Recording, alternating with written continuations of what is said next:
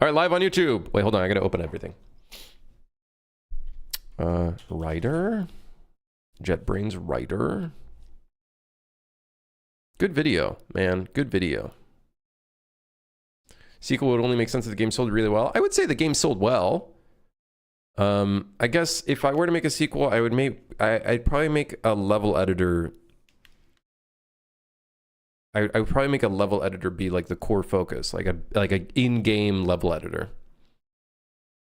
But I don't even think that's enough of a, you know what I mean? I don't think that's enough of a sell. If that makes sense. I don't know if that's enough of a sell. Control a group of suits like in Syndicate? I don't know. I guess you could have some management type stuff. You become a suit boss of suits, you know, you kind of make your own group or whatever, your own gang. But I don't know if it'd be a worthwhile game to work on. I don't know. Are we live on YouTube? We're live on YouTube. Huge. Humongous. It works. It's working.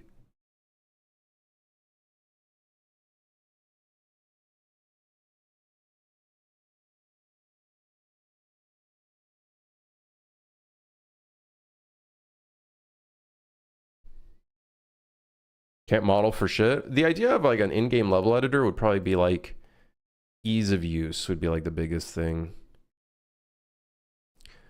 At least to me, ease of use is such a huge thing, you know? Which is why I think Blood Thief,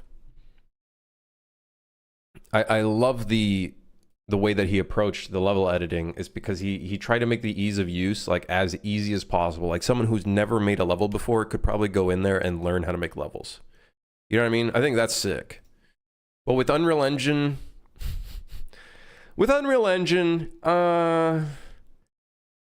yeah, it's not like, there is a bit of a barrier of entry. Not just from a perspective of, you know, making levels and knowing how to make levels. It's also, there's a barrier of entry from a hardware standpoint. If your PC isn't good enough to like go into Unreal Engine, which is a little bit higher requirement versus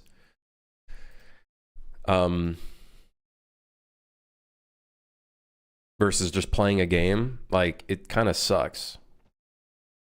I would say that is what, in my opinion, modability and mod support in like Godot and Unity, or at least like from what I've seen, the mod support is a little bit easier than Unreal, and also the barrier of entry is a lot easier.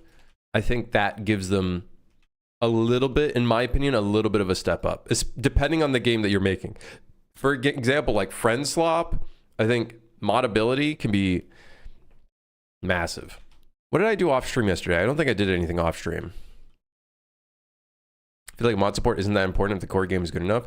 I actually think if the core game is really good and has enough of a sandboxy feel, I actually think modability takes that and brings it up a step. Like levels that shit up, like in my opinion. You know what I mean? Like Minecraft vanilla is fucking great, but the modability takes it up a step. It takes it up a notch that I don't think previously would have been possible for Minecraft. I think that modability is fucking massive. I think what they were able to do to also make it so servers had that modability, I think is also massive. There's like huge, massive, like million player servers that have like custom game modes and shit. That stuff is like huge too. It's almost like Roblox in a sense. Unreal's supposed to make things easy for us. Why is it so complicated?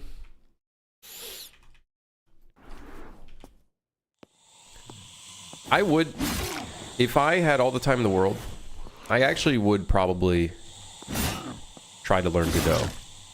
I know. Controversial take.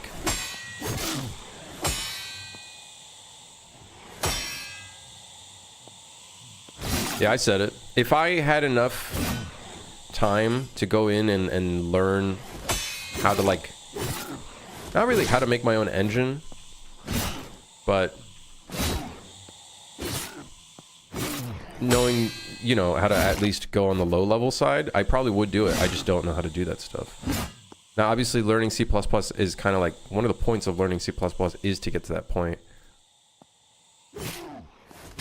To be able to kind of read the engine code and know how to navigate it myself, but...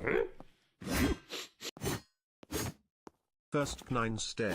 Oh, right. Yesterday we worked on the stab. Fi, thank you for the prime. Thank you. Modability doesn't excuse lack of content. There's not a core player base. Custom maps won't matter. No, obviously, you know, the core game matters, but I'm saying that modding can, like, level shit up. Like, massive amounts of level up.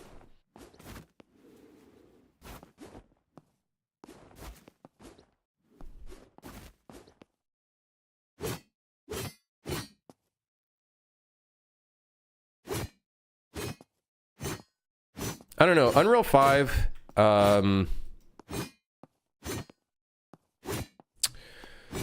Unreal 5 has been a bit interesting to use for me.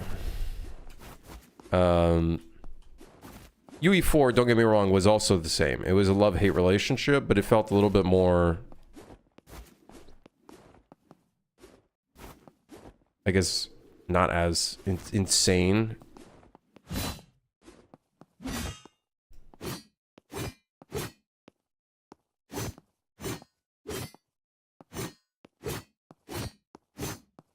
Good, Mortis.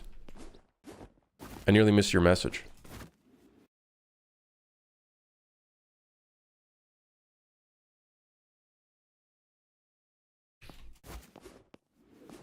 Yeah. I think modability can be a really great thing. Brings out the creative side of the game. You can increase the longevity of a game. Like, one mod that I always think of for a game that I played probably the longest in my entire life, and will probably hold that title for the rest of my life, is a mod for Star Wars Jedi Knight Jedi Academy. And that mod has been out, played, and in works for, I want to say 15 years. And people are still playing it to this day. It's called Movie Battles 2. It has to be the best Star Wars mod in existence, in my opinion.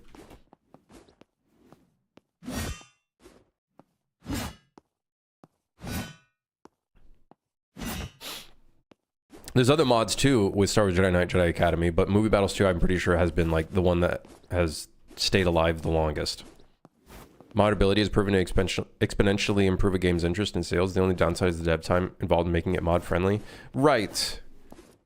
And I think the barrier of entry of making an Unreal Engine game moddable is much higher than a Godot or Unity game, for example.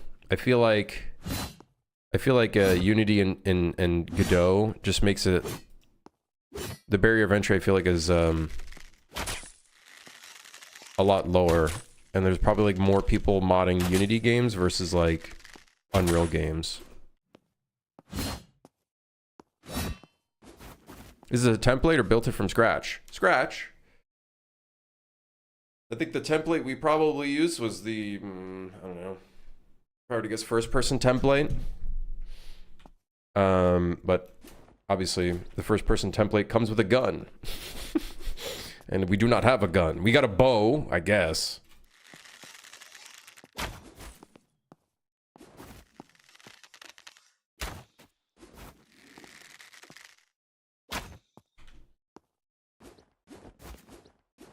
Many people started game dev by modding games.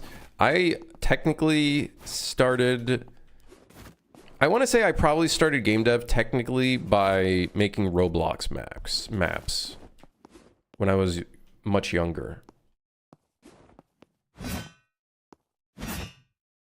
But I don't know if I'd call that modding, right? Roblox is a bit interesting in that they provide kind of like an editor. But yeah, the arrows are swords. I know. That's gonna stay that way for a little bit. I'm too lazy to make an arrow model right now, I'm gonna be honest with you. Is it a roguelite? Ideally, I would like it to be a roguelite, but you know, we'll see where the roads lead. We'll see where the roads lead. All right, we need to make it so the health is a health bar.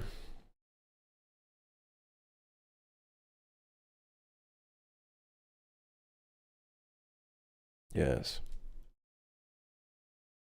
What happened to your other game? Did you release it? Are you talking about Suit for Hire? That is currently in 1.0. I have another update I need to release for it though. It's been in the beta branch and I haven't released it on the actual release branch, which I probably should because honestly it's like more than ready to go. Just got to do a write-up for it and everything, so. What's the to-do list website? It's called Notion. N-O-T-I-O-N. N-O-T-I-O-N. Okay, we got to fix the Grunt's skeleton because he's going to probably be associated with a bunch of other skeletons. So, got to fix that, which means we're going to have to reanimate his idle animation. Unless I can maybe retarget it in Blender. No, I don't think that would work, to be honest. Yeah. I don't know if that would work. I think we're going to just have to reanimate it, which is fine. They're not like the craziest animations ever, so. Got 1.6K very positive reviews. Congrats. Thank you. Thank you. Retarget using the Rococo plugin. I honestly think if we try to go into retargeting our animations, I just think we're going to waste more time than just, you know, just trying to remake them, to be honest, because they're not like the craziest animations for our grunt enemy. Can probably just remake them, and honestly, I'm okay with remaking them because I don't like the attack animation, anyways. So, so if we look at the attack animation he has, yeah.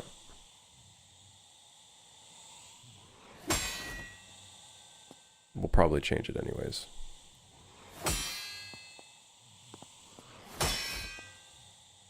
Have I tried playing any of those games in the first-person melee combat genre for inspiration? You know, it's crazy. I have not. Besides, I guess, Chivalry. Chivalry is probably my closest one that I can think of in, like, the first-person melee genre.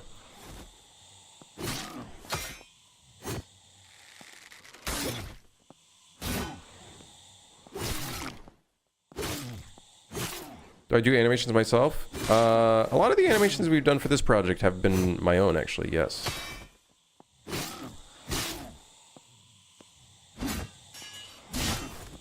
Crimson Stream and chicken burgers, what a great day. How are you doing, Klaus? Where'd you get those chicken burgers, huh? Huh? Have I seen Kingdom Come Deliverance fighting? I have. I don't know if I like it, but I don't exactly know how it functions either. It's always good to know, so I might look at a video to see like how they do it. But based on what I've seen, I don't know if I like it too much. It's got an interesting charm to it, though. I will admit, it's got an interesting charm to it.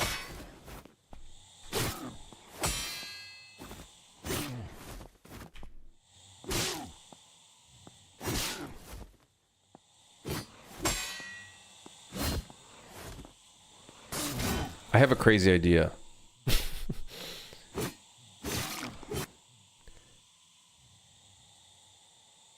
That's true, Bill. I probably do have it on Epic Games Store. Seeing your crosshair looks half similar to yours. Most of the inspiration for the crosshair was actually... I don't really know, but I think mostly...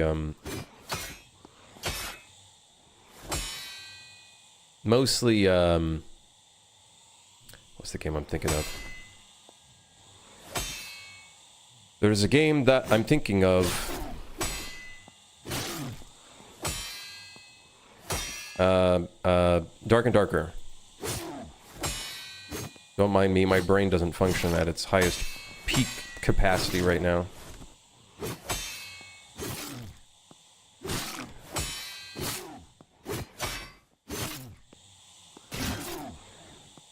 Oh, the red thing. Yeah, the red thing was actually, yeah, a little bit of an idea from Mordhau, but more so like debugging. It kind of shows you the direction you're looking in. It's not perfect by any means. It's kind of buggy. If you look up, it's like not you know, it's not working properly. So there are some things I do need to fix there. But, yeah.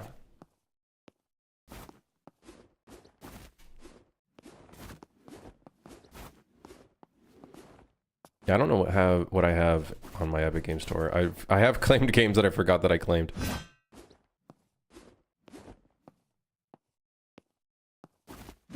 One thing that sucks though, I really like the stab animation. You know what I mean? Like I really like it. It adds a little bit of something different to the game.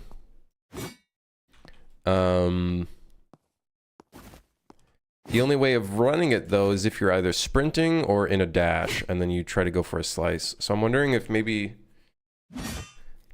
we change it so if you're like holding the strike button and then you hit like E, which is technically the punch key, you'll see it's in the input queue when I hit it. So it'll immediately go for it. Then we can like turn it into a stab. I know that's something we talked about yesterday, but it would be interesting to have it so it transitions like the attack type. And we could do some fun stuff where if you start with a right strike, we go into what we have currently for our animation.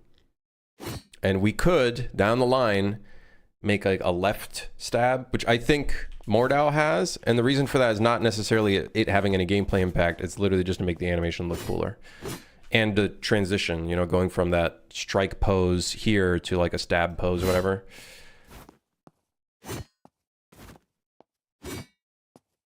And it's really funny because of our arrow system, we actually already have a downwards stab and an upward stab by accident. Completely indirect thing that we did there, which is kind of funny. Another day in the development of Crimson's Fantasy, official name of the game, no matter what Crimson says. It's not the name of the game. I actually don't know what the name of the game is. I'm going to be honest. Because there's Tower of God as a trademark that's already there, which is like the anime, but they also have a game. I kind of don't want to fuck around legally with God Tower as the name of the game. I think that could be dangerous. Could be dangerous, yeah. You need to get to work? Hey, well, welcome to the stream. We do a lot of procrastinating here, but when we get work done, we get work done. Okay, a big thing I think we need to do is get started on the health system. We need to turn that into a health bar for one. And then we can kind of go from there. Yeah. So let's make it so health is currently an integer. Instead of 3, we'll do 100 health, which also means we have to adjust every single enemy that deals damage to us. That's okay. That's okay. We'll figure that out.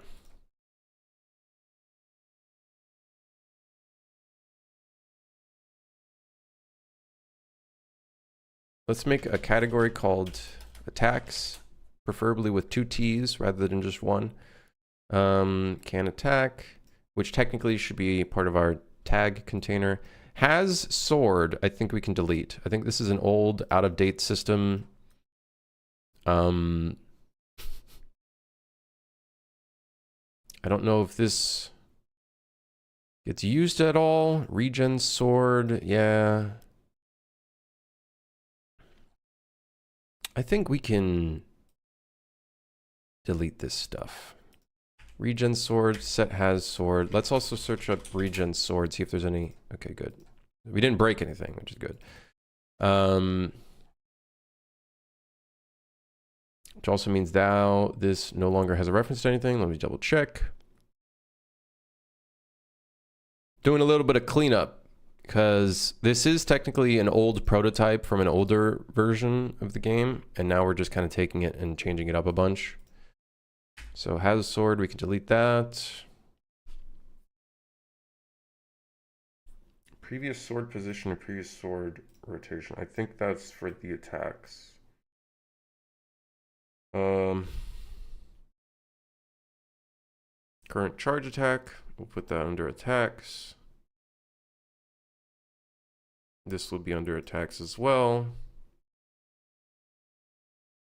Do I use gameplay ability system? I've been using it a lot more. I've been using it more for this project. Not as much as I should be. Don't get me wrong. But we will be using more of it as time goes on. And a lot of things in here will probably be converted to like attribute sets and whatnot, a part of gameplay ability system. Did I do Superfire without Gaz? Yeah, Superfire does not use gameplay ability system. This project, my plans are to use more C++, more Gaz, a bunch of stuff. That's going to be the goals for this one. I don't know why these variables are public. It doesn't really make much sense to me. I do not know why. I don't know why. Big Cito. Okay, health 100. Let's go ahead. If I set that health to 100, okay, no, it doesn't update. Let's go to our HUD now. So right now our HUD uses these health pieces. We're gonna just not do that. And all of our code is probably going to break here. That's okay.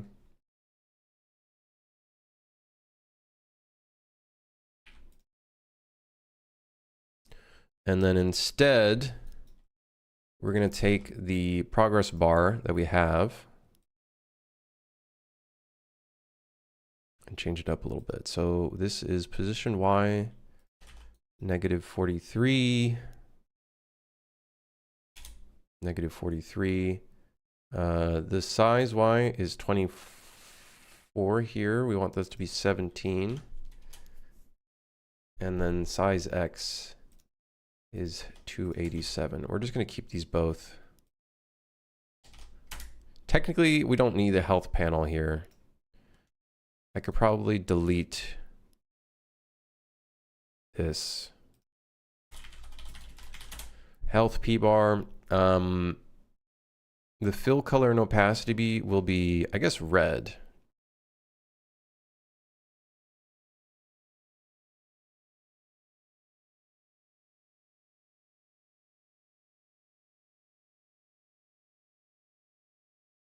Or maybe green. I guess health will be green. I kind of like red for health, but maybe that's not a good thing.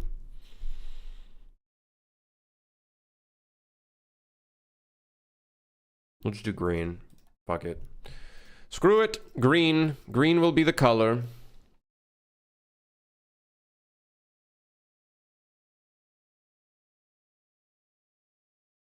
Right to left, left to right. Okay, health P bar. We'll set the percentage, and the percentage is, I think, 0 to 1. So we'll divide this for now. First, let's turn it into a float. And we'll divide this by 100. And that will give us a 0 to 1 value. Math! Quick maths! Okay, so now our health is 0 to 100 on the HUD. We currently have 100 health.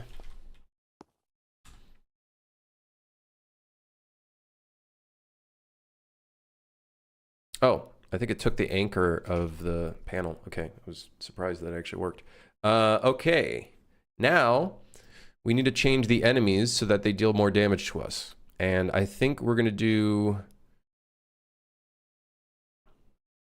I don't know, I think they all deal 1 damage, so we'll just adjust it. Okay, so the grunts, let's see, the grunt.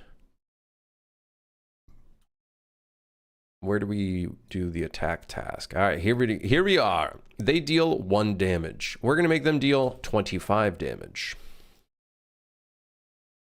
Okay. The crawler deals 1 damage. we will make them deal 18 damage. Very specific numbers, I know. The Pauper deals 20 damage. What? They already deal 20 damage.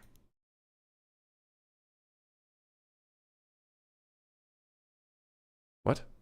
Okay, I guess. It alarms me because that means that the amount of damage that we're actually dealing might, on our player character,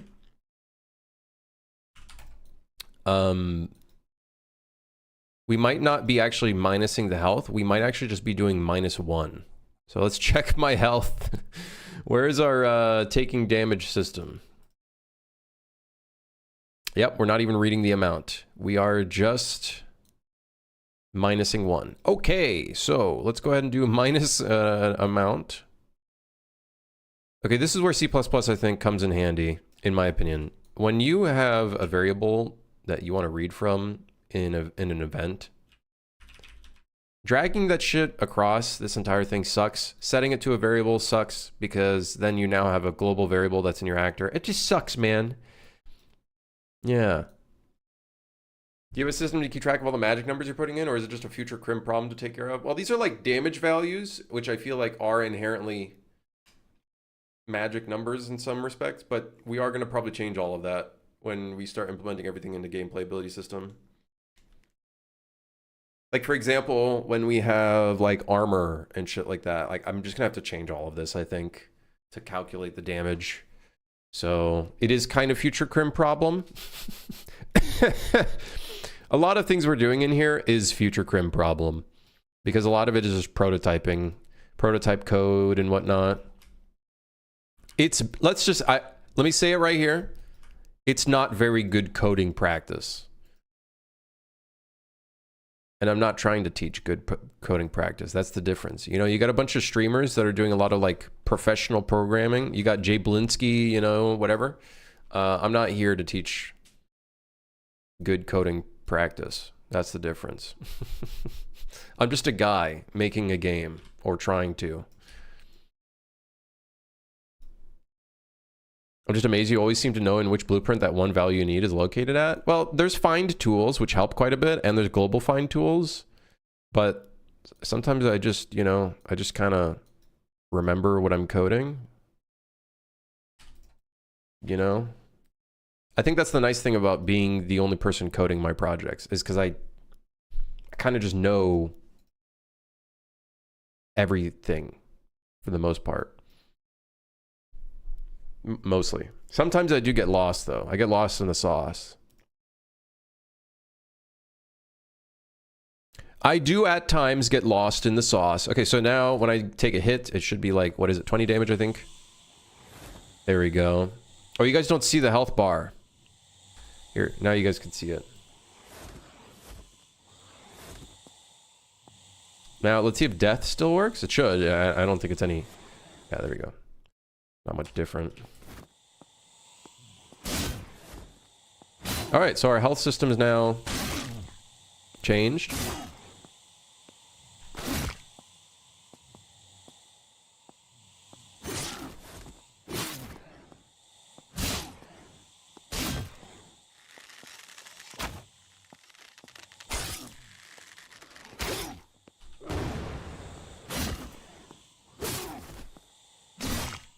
If I fireball myself, do I deal damage? Yes. You do not want to fireball yourself. Not good. Not good. Okay. This will feel so much better because only having 3 health goes into that realm of like... It goes into the realm of you die in 1 hit, almost. Not there, but kind of there. And I don't really like that. Whereas having a health bar that's 0 to 100 gives us a lot more like flexibility in terms of like what hits us, what deals damage to us, and you know, that kind of shit. You know, we can get into the realm of like, okay, this hit would kill you, but instead it's going to bring you down to 1 HP instead. You know what I mean? Kind of gives us more control over the design and things that we could do there, you know, rather than the concept of you just have hearts, I guess, essentially hearts, right? Like classic hearts for health. don't know if that works very well for the kind of thing that I want to do here. So yeah. Yeah. Yep.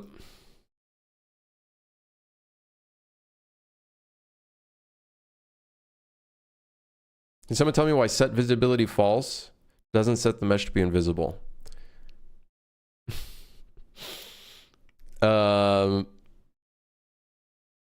Set visibility false. Is the node running?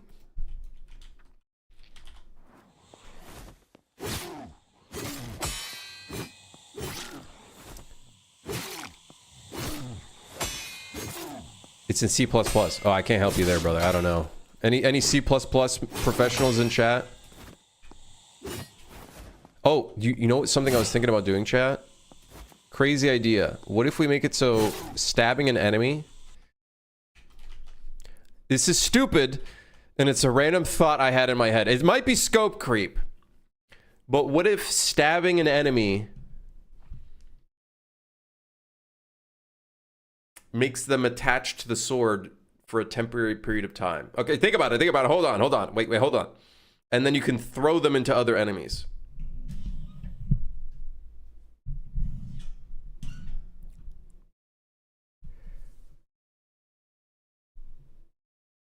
Huh? Thoughts? Look at him scope creeping. No. Not scope creeping. Fantasy crafting. Yes! We don't call it scope creeping here. We call it fantasy crafting.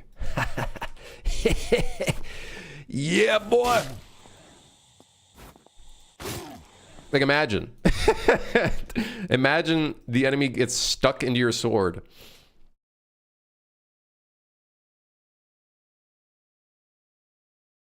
I don't know. We'll see. That might be kind of hard to design.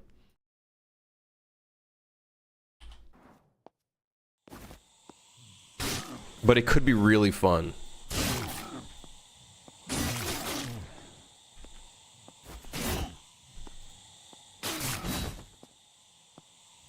How you doing, Ohm? How's it going? I like the idea. Me too. I do too.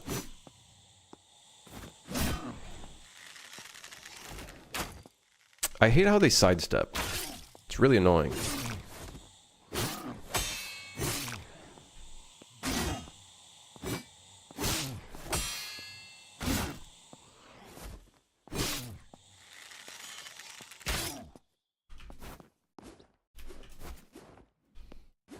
Physics handle updated with sword location on tick. That's psychotic, but it could work.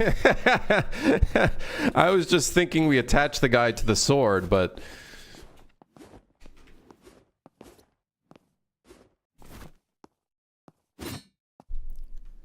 It does mean we'd have to, like, hold the pose for a period of time.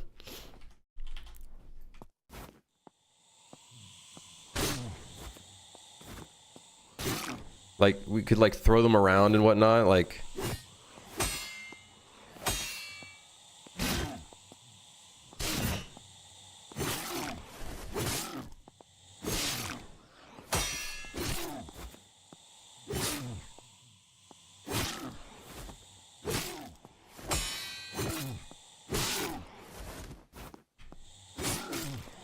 You can also double stab enemies, which is interesting. Oh my god, he goes flying when you kill them with a stab. Wah!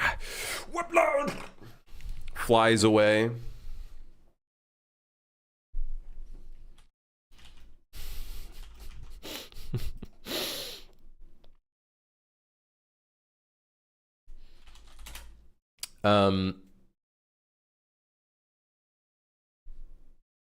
Yeah. Okay, what is our big problems right now, though? Enemy attacks are uninteresting and not enough anticipation frames. Okay, for that, we need to...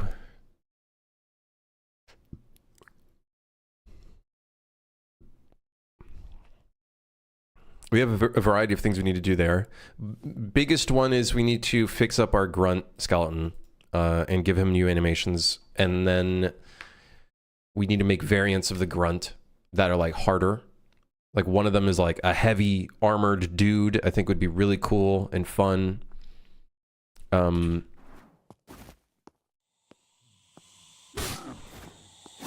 think that would be sick.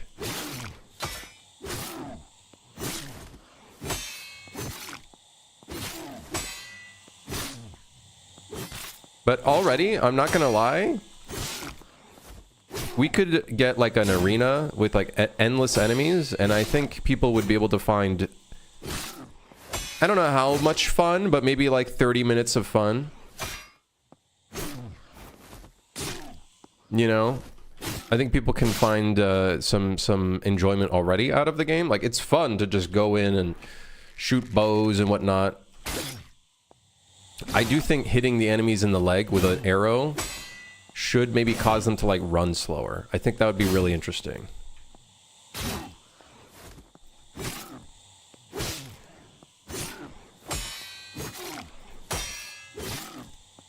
Would it be a special attack that you can press a keybind or something to use? I think it would just be a part of the stab.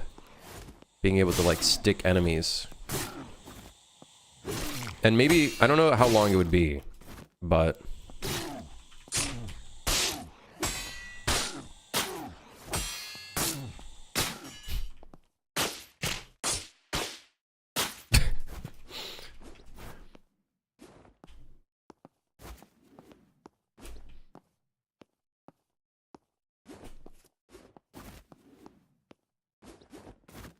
yeah, I don't know.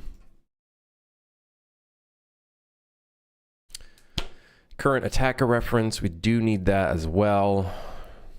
We do need to fix some of the input queue.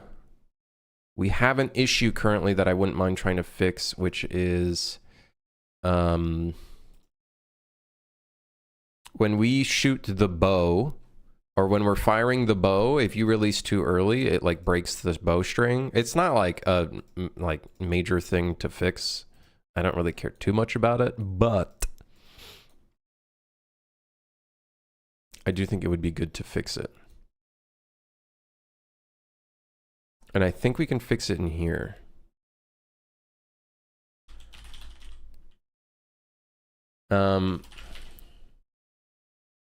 Wait. Anim sequence. Montage? Would this be a montage? Anim sequence base object reference. I'm assuming it'd be a montage. But I actually don't know.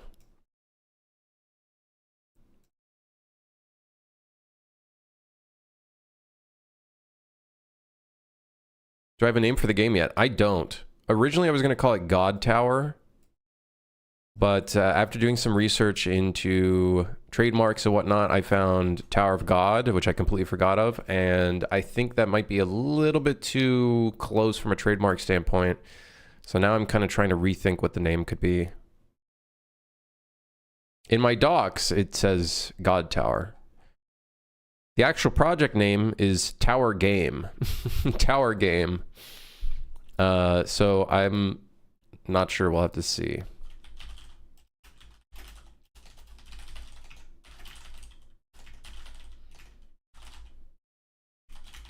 I want to see, is the montage active?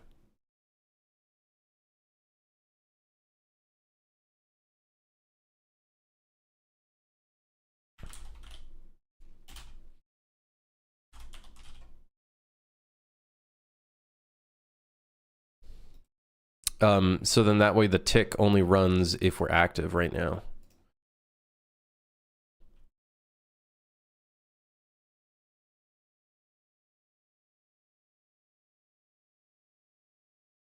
But I don't really know. I guess we could read from the character.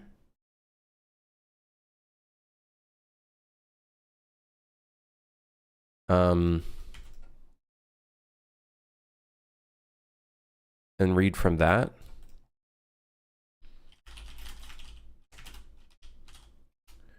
Get arms. Let's see here. So we got first person mesh. What is the game about? Are you still working that out? It is, the current idea is it's a first person action roguelite. Inspired a lot by like combat from like Dishonored or Dark Messiah.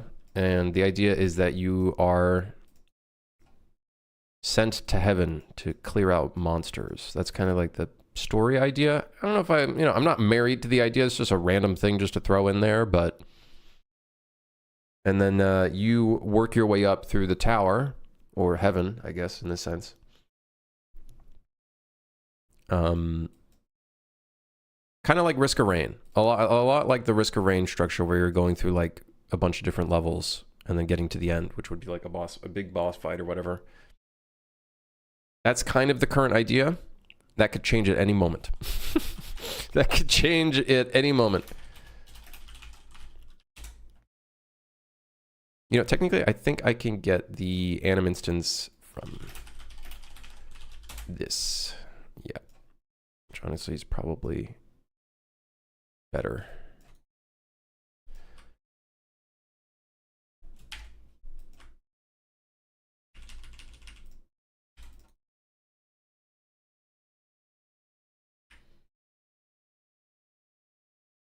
Can't I just read event reference?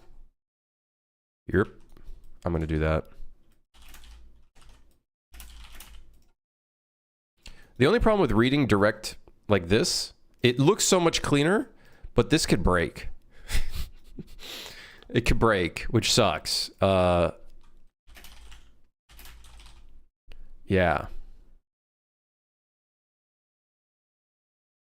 Montage is active. I don't want to get if it's blending out. Montage, I think there's two things. Is any montage playing? Oh, it could be blending out. I want to say...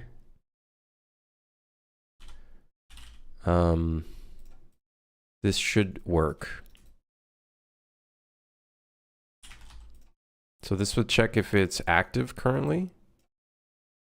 And only if it's active. Let's see. Yeah, well, that's good. That's really good. Yep, that's real good. That's, yep.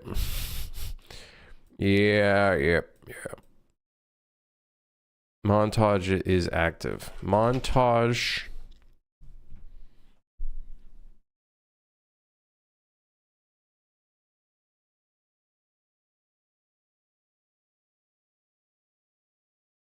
Montage is playing? Which one of these is the correct one? I want to check that it's not blending out.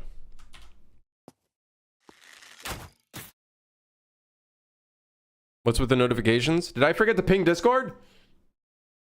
Oh my god, I forgot to ping Discord. Oh man. Oh man. Whoops.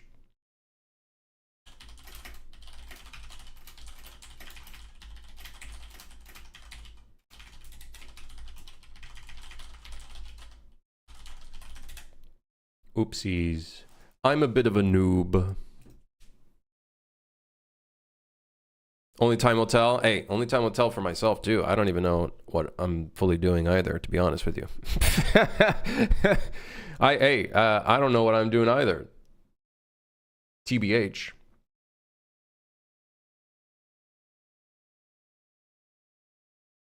Yeah.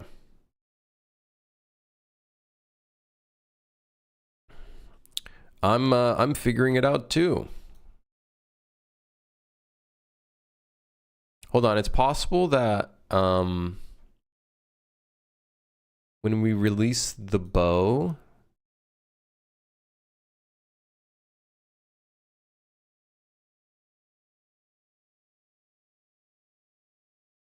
oh, wants to release. Oh, wait, does the charge also have?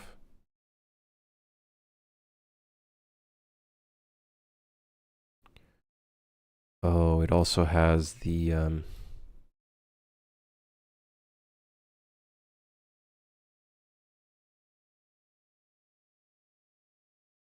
wait, I don't. Wait, what? Wait, huh? Wait, huh?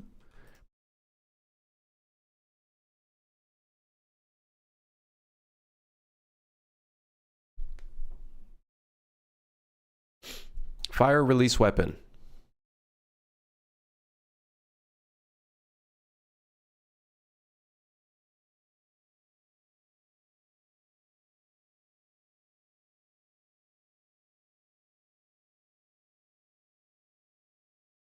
It doesn't even stop the montage until 0.17 seconds later. Oh, balls. Oh, shit. Well, guess we can't really do that. Can't really do that, huh? What's a way that we can stop this from activating?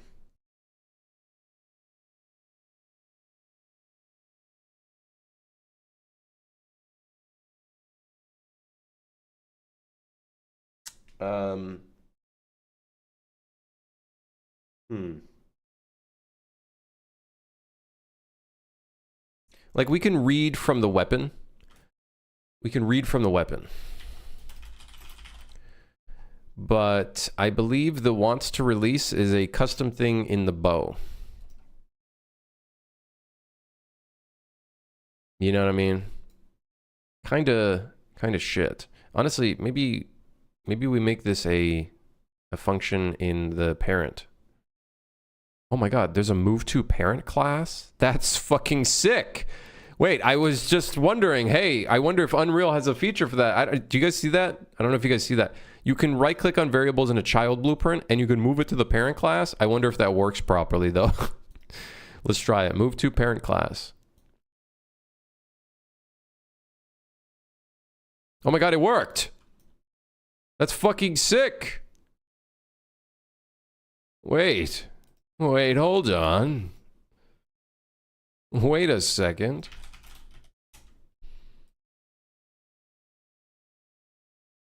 Wait.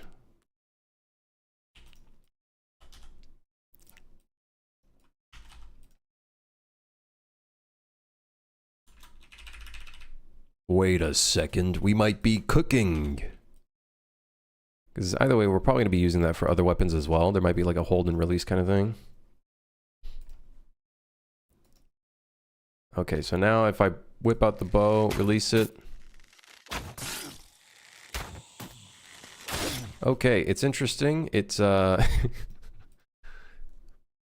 it's working, but it works, but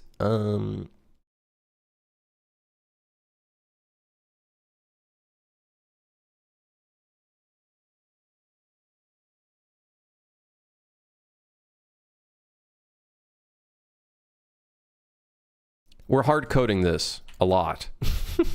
But that's okay because it's there's only one bow at the moment. This system might change a bit. I'm sure we'll change this up a bit, but this is for the prototype. Okay, so we want to get the anim instance and then check that the position for the bow and this is true. Okay. Okay. Okay.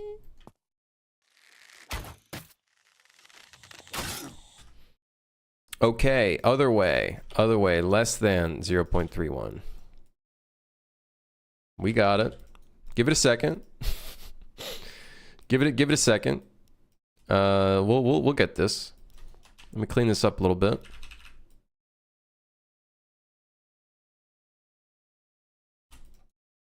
Okay. Now.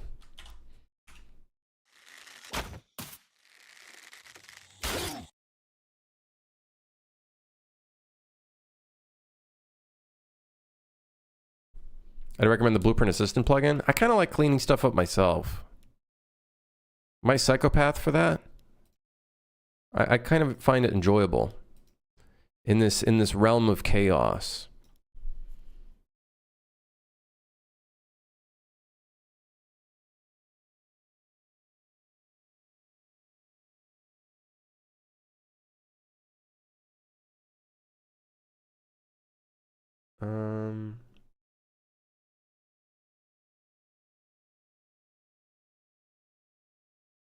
Okay, this is incorrect.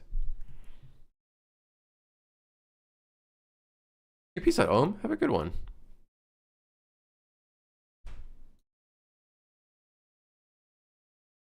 Rest well, rest well. Yeah, this is not the right way of doing it.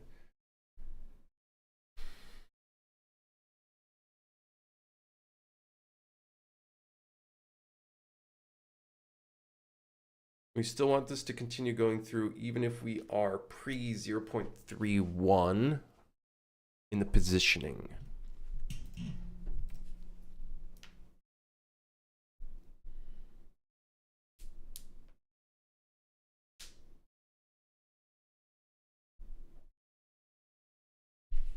Let's do an ore.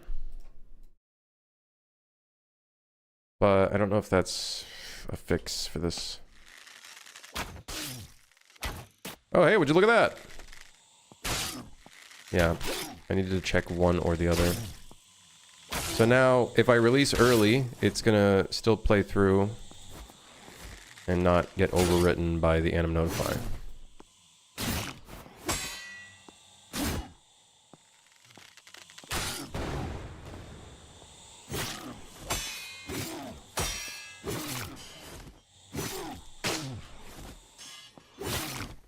All right. Looking good. Okay, we're looking good. We're looking good. Okay, let's check the list. Nothing that we fixed in the list. That's okay. That's change health to a float value and progress bar rather than singular boxes. Well, we did that. Technically, that's under the item system, but that's fine.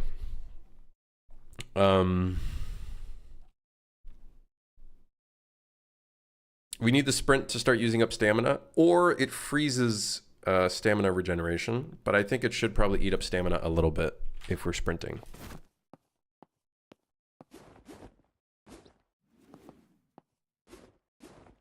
This is us sprinting. I feel like if we go into a stabby attack,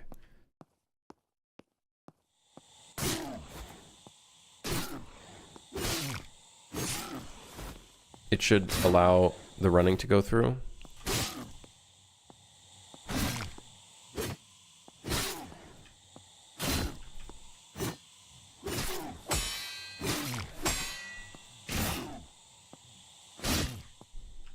It's so satisfying just hitting the head.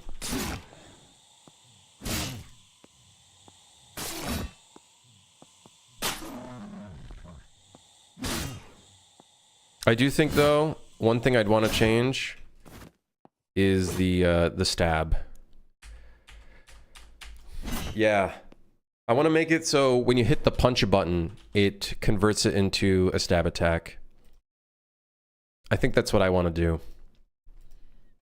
Instead of it being sprint into an attack, I think it'd be super sick that we adjust that.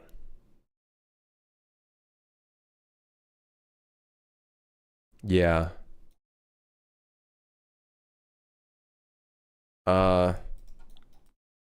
Just because, I don't know, I really like the stab attack, and I think it'd be...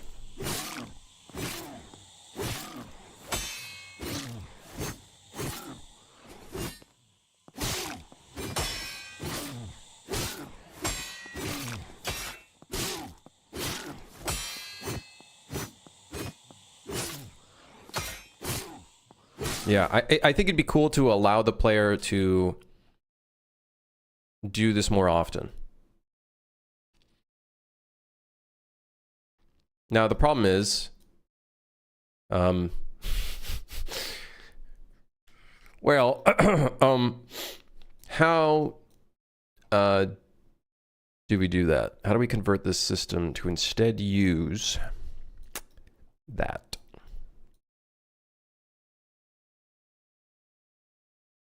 You might ask. Well, you might ask.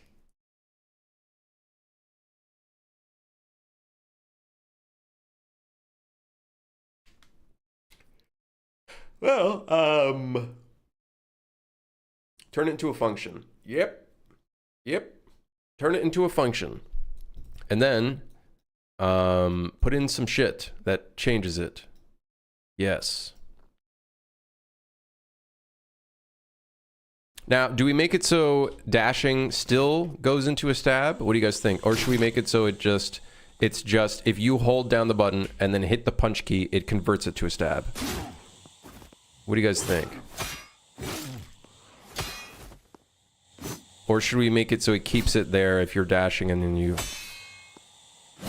I think it should be one or the other, right?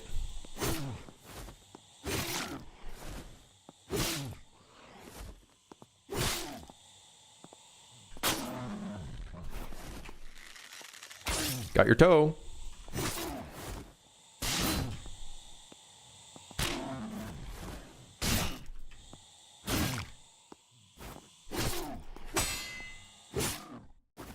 I think it should be one or the other. So here's what I'm thinking.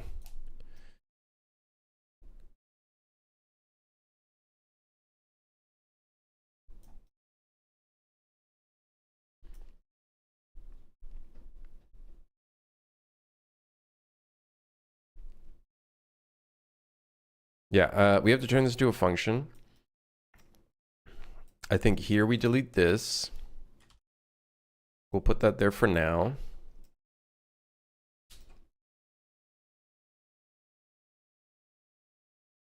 Okay. Yes. Yeah. Move this down here. I'm getting stressed out. Get out of here. Come on. We're going to move this into its own realm of possibilities. This will be called start charge swing.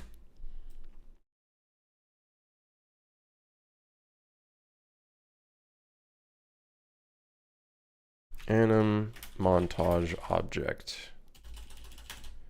And a montage object reference. Custom montage. And we'll do that as empty.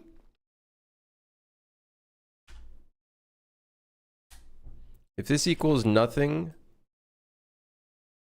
go ahead and detect. Otherwise,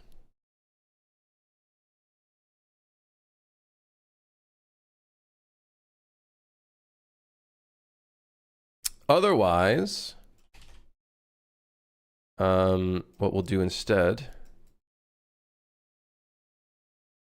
is valid. This is technically an is valid, but yeah, we could clean this up by just doing this instead.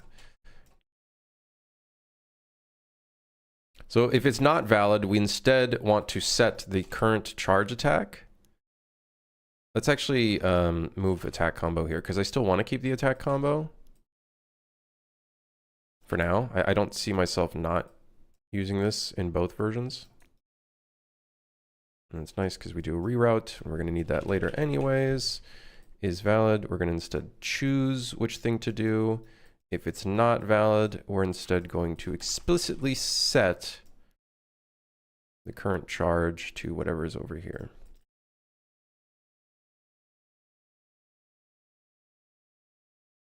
And then that is all good. And then we can go ahead and play the montage right here. All right, and that's our code. Pretty easy. So now here we instead call start charge swing. And we're not going to put a montage. We're not going to feed a montage into there. So it's going to instead basically read from the thing. And then in the punch, kick. Where's punch? Punch. In punch,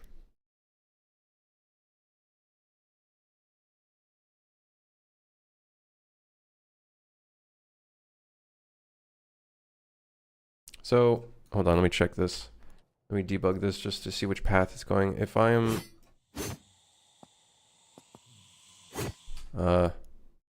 hold on, my charge attack isn't working. I'm a little concerned.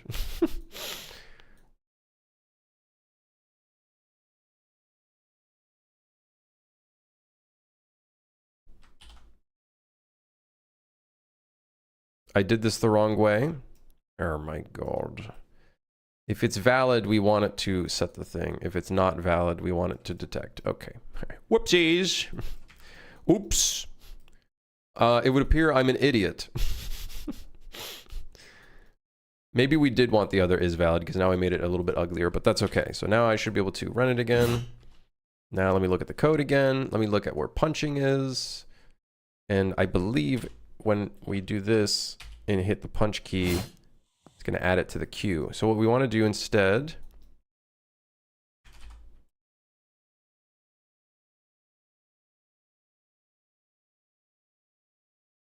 we're going to has tag. We're going to check if we're charging the attack. So if we're charging a swing, I guess in this case we want to do not. If we're not charging a swing, then just do the interact. Otherwise, we're going to charge swing, start charge swing, and that's going to become the stab. And then we're going to see if this works. Yep. So pressing E now converts it into a stab.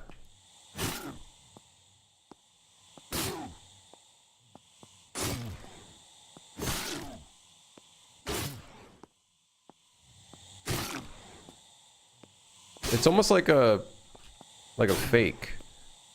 I'm gonna be curious to see what testers think about it. To me, it seems intuitive, but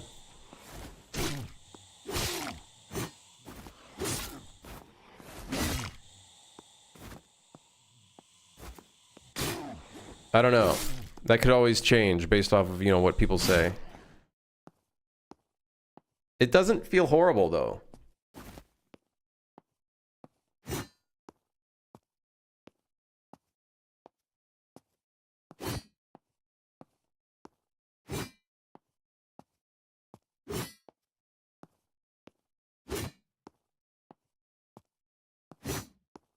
One thing that I'd like to do maybe is if you block as like a cancel, the attack doesn't continue to go through. I think that'd be good because right now it continues the attack. You can see it continues the light attack.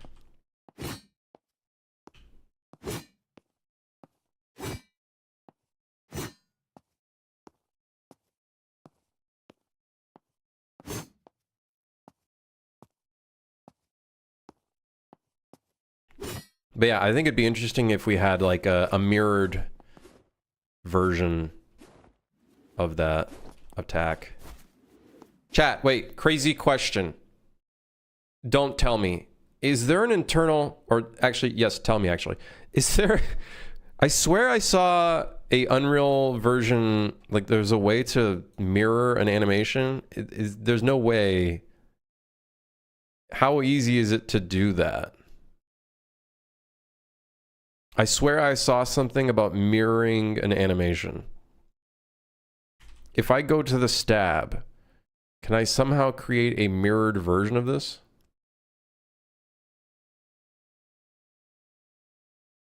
I swear I saw something about mirroring.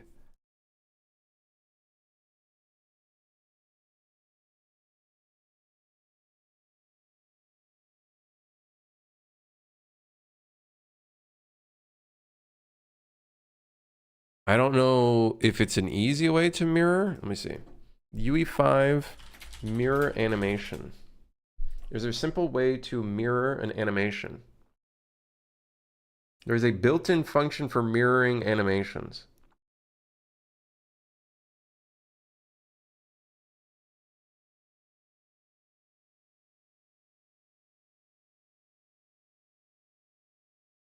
Wait.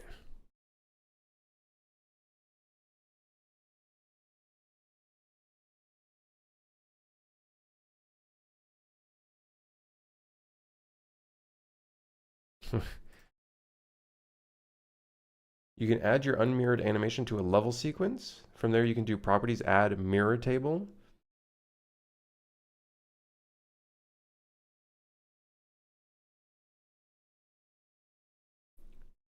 What the hell? Mirror tables are used in motion matching pose search. Can you I would imagine you can mirror it and then export it. You can simply bake it to a sequence by right-clicking on your skeletal mesh track and bake animation sequence. Wait a second. I don't know if it would look good, but it might look okay.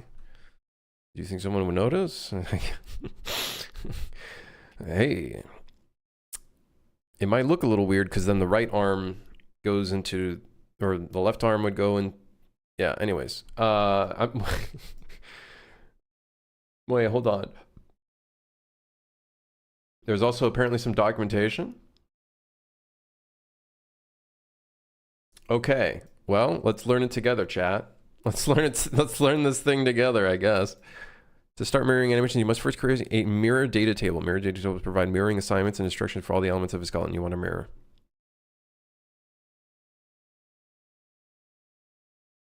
Oh my god.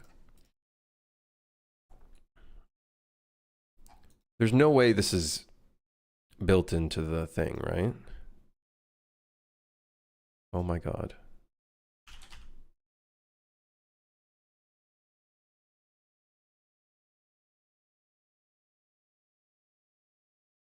MDT player arms. And it's already contained the mirrored bones. Clavicle left becomes clavicle right. Upper arm becomes upper arm right. Hand left becomes hand right.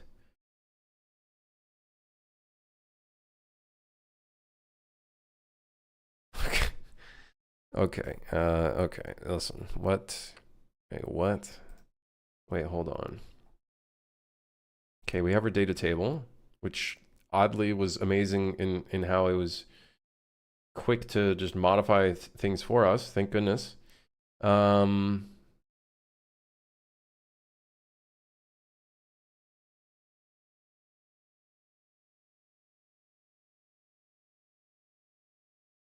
You can also change other things in the data table, such as the axes, which I believe we do actually want to mirror. I think we do want to do mirror like y-axis. You can also mirror the root motion? Wait. wait. Wait. Yeah, mirror y-axis. Mirror y-axis. Okay, wait. Wait, what? Wait.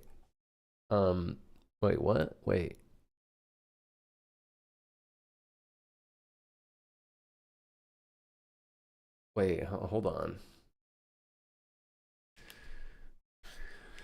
Wait, hold on. Okay, so wait. Can we like mirror something straight in here? Mirror data. DT. Okay, so I think we have to do this in a sequencer now.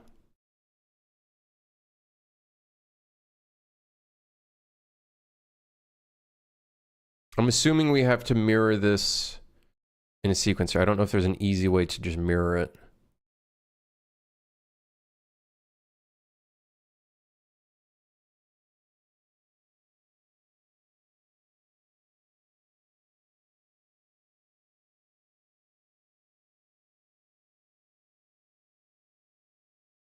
At least mirroring in a montage. So drag your skeletal mesh into sequencer. Oh, great. Got to deal with fucking sequencer again. I can't wait to deal with this. I've done this before. It's fine. So we need to create a sequence, add a level sequence. We can call this the mirroring sequence. We'll just put it in the root. Now let's go ahead and add a skeletal mesh in here, which we're probably gonna have to add into the scene, which means we have to add our arms. But let's go ahead and just add the, if we add just the stab animation in here, it's technically adding it in as a skeletal mesh actor, and then we can go ahead and add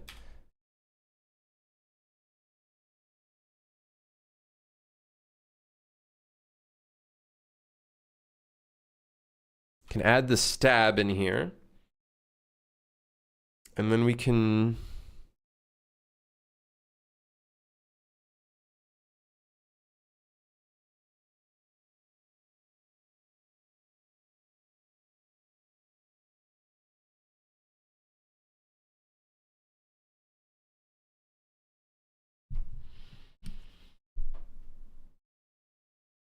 Let's see if we can mirror it easily. Let me see. Then add the animation to be mirrored into its animation track. Okay, so we probably want to add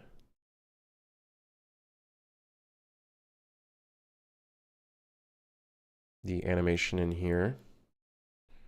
So now we've actually added the animation into the sequence.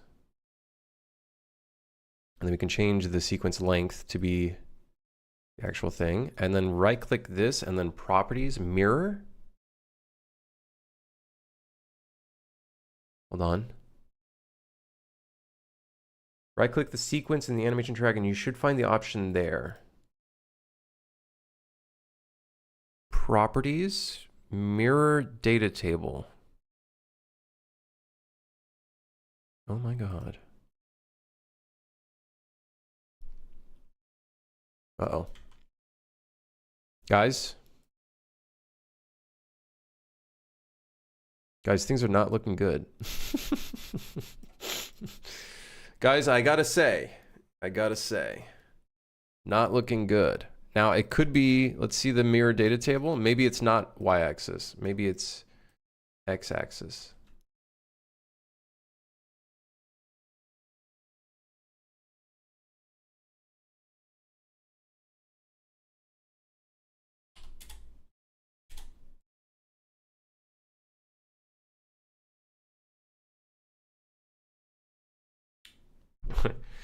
Wait, hold on. Let's clear this really quickly.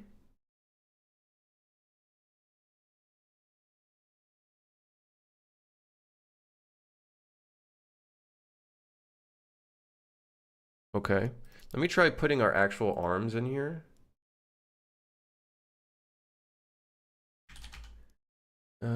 New character arms. Okay, so these are our actual arms that we're going to be using. Maya, I don't have Maya. I do not have it. Pretty sure it's not x-axis. That doesn't look right.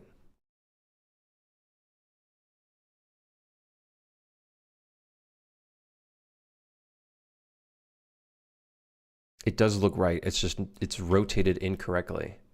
It actually is correct. It's just rotated in a very weird way.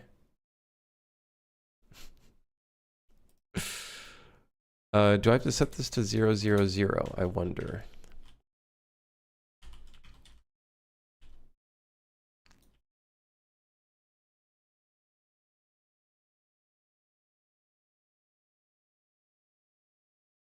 Well, let's try baking it out.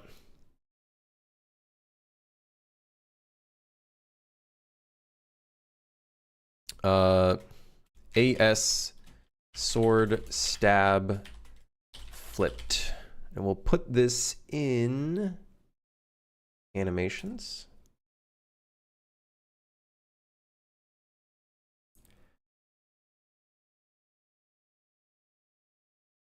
Exports transforms. We record in world space, otherwise we record from 0, 0, 0. Oh, we might be able to rotate it from there if we want to. Okay, let's try it. So this is sword stab, and I think he's facing the wrong way. Yeah, so he's flipped. Now, I don't know if we can easily flip him, because that requires re-importing, which sucks. So here's what I'm thinking.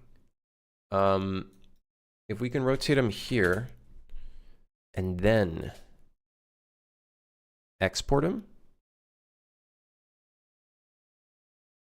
Let's try AS sword underscore stab underscore flipped. This should give us a warning that, hey, there's another one already existing. Replace it, export.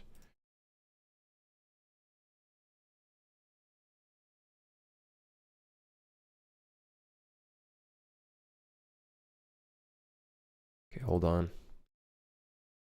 It's still facing the other way. Now, that being said, there is a setting to use the transform. Okay, so now let's try one more time. We're going to go bake animation sequence. AS underscore stab underscore flipped. Put that in the animation folder. Yes. Export transforms, record in world space. Does that change his direction? Oh my god, it does.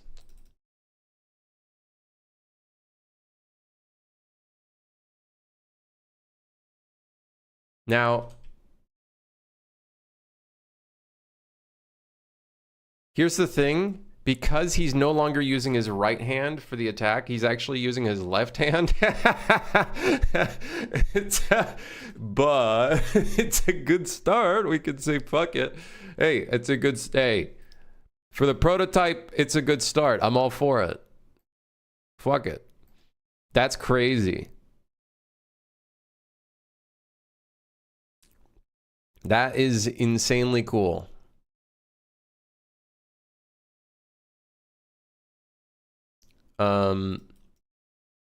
Now, something I'd like to do.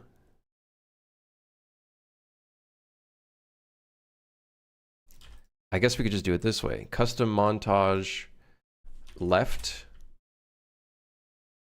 Custom montage right.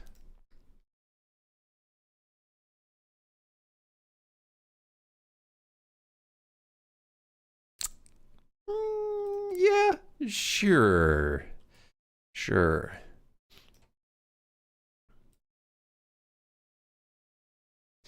Yeah, sure. Yeah, sure. Sure, I guess.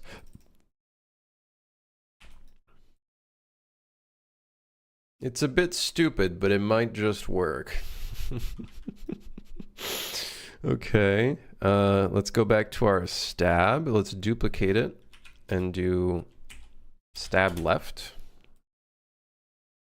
And this will be our flipped stab, which is luckily the exact same timing. Sort of. It's not perfect. It'll do for now. It'll do for now, until we get an actual proper animation.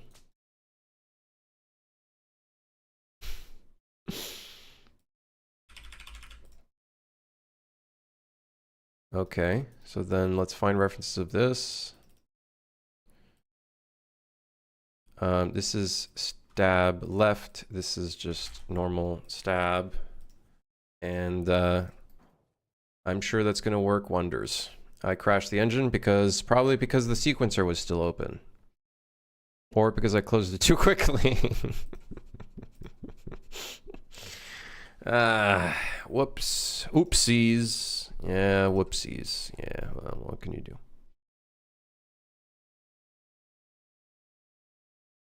Hopefully that saved everything that I did. Okay, the stab is still there. 2 asset editors were closed. We can close the sequencer, which luckily deletes that guy. Does not delete that guy. Let's just get him out of here. Actually, you know what? Keep him in here. Keep him in here.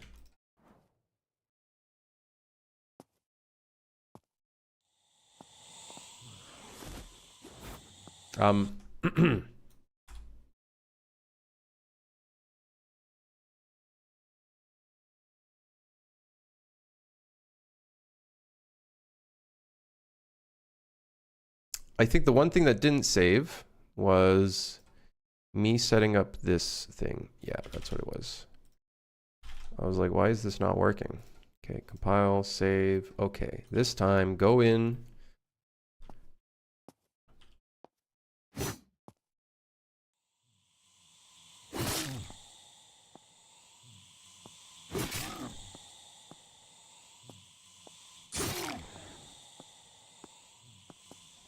Wait. Did I not flip it? I'm pretty sure oh. Stab, wait. Stab left, stab. Wait, what? Wait, hold on.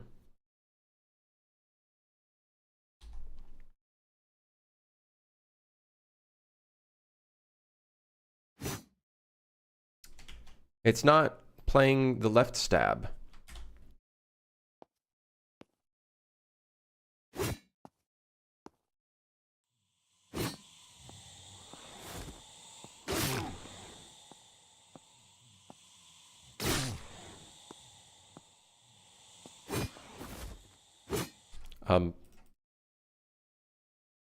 Stab left.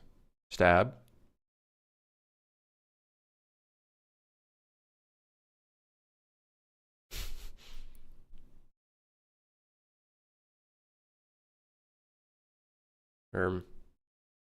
Hmm. Weirdly enough, it's not working.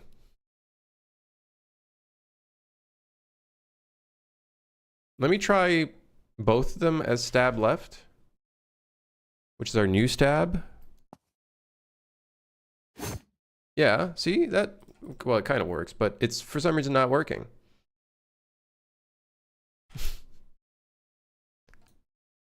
Stab right goes into option 1. Stab left goes into thing.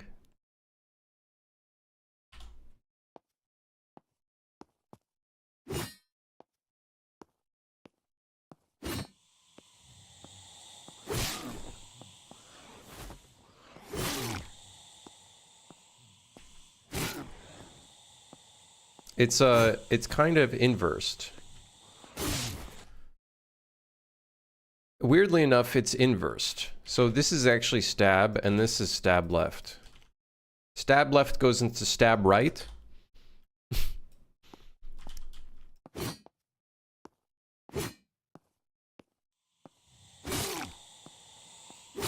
Hey, don't get me wrong, it's not the best looking animation, but it feels really good being able to choose which stab direction it is.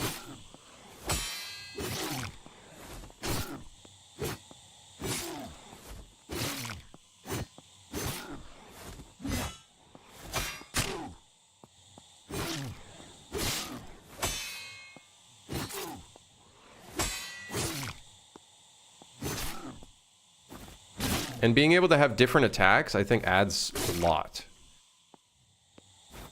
Was the guy doing sign language? No, it's just the sequencer guy. Don't judge him.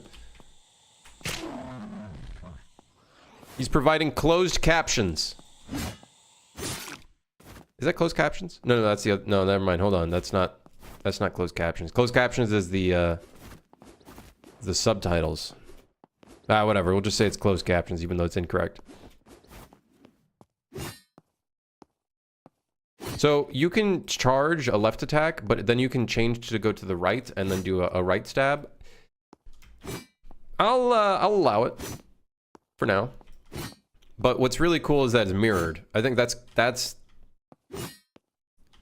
kind of sick. There's something really cool about that.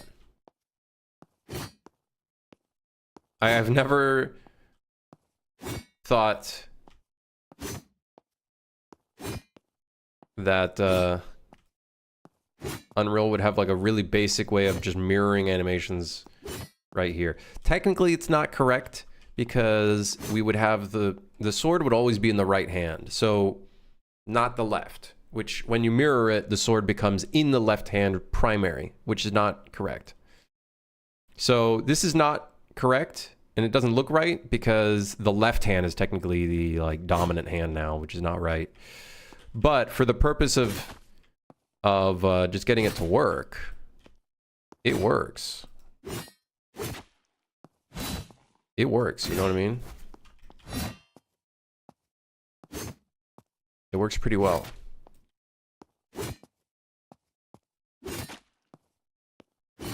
Just for the prototype. And then we'll have to probably reanimate a new thing for that. But like, we don't, you know, it doesn't matter that much, right?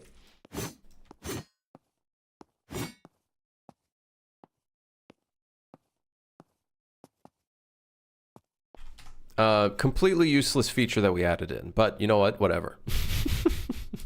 I think the fact that there's a mirror is really cool. I did not. I knew there was something that I saw. I was like, mirror, and honestly, was actually pretty easy to do.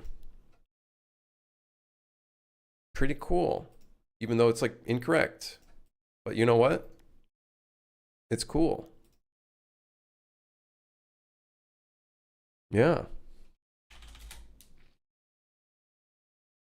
Yeah.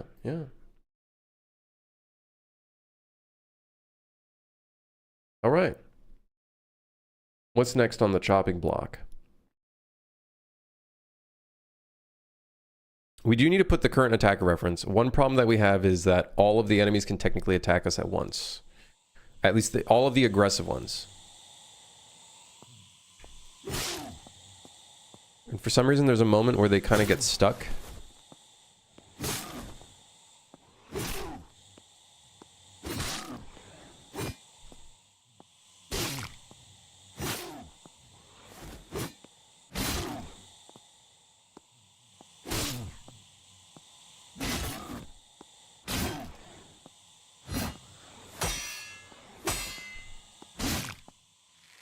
Oh, that's Jimmy over there.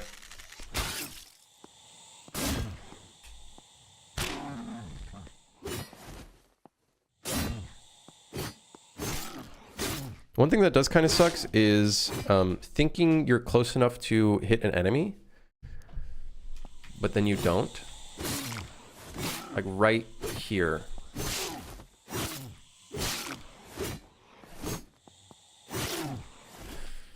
So a part of me is thinking maybe we boost the player forward based on their distance to an enemy.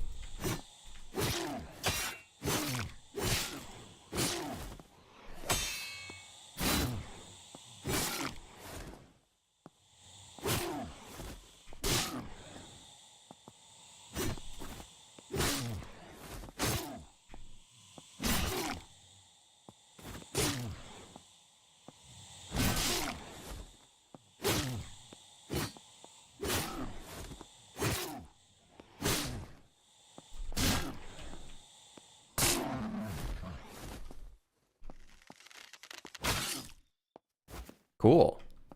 This is feeling pretty cool. It feels it's getting a very cool sandboxy feel to it, which I really like, and that's kind of what we want to go for. Is a very sandboxy kind of vibe. Being able to kind of do a bunch of different ways of approaching enemies and whatnot. I think the biggest problem right now, I guess, is difficulty. The difficulty still feels, rather than it feeling natural, it feels more artificial. It's like difficult because certain enemies attack you and like without you really knowing, or their attack doesn't feel very good.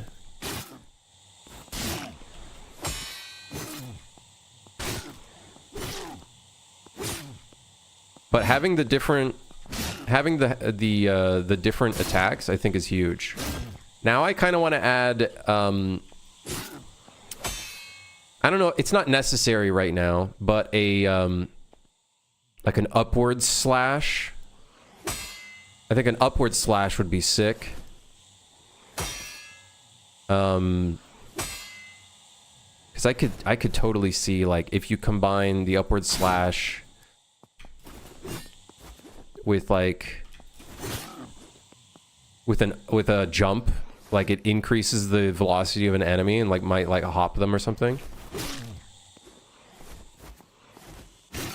But you can technically like hit this button, start sprinting, sprint into an enemy, jump attack, which I think kind of like launches you farther, which is kind of sick.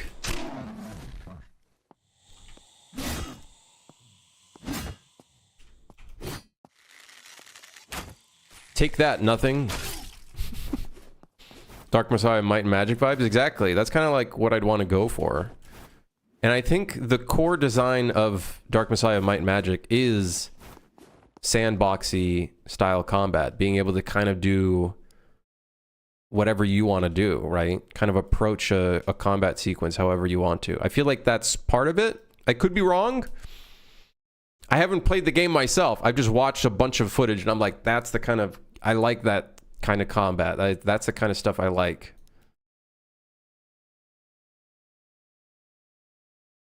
So,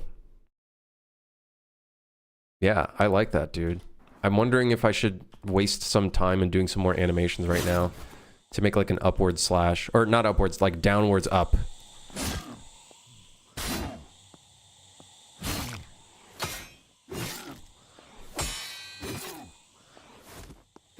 You know, Minox.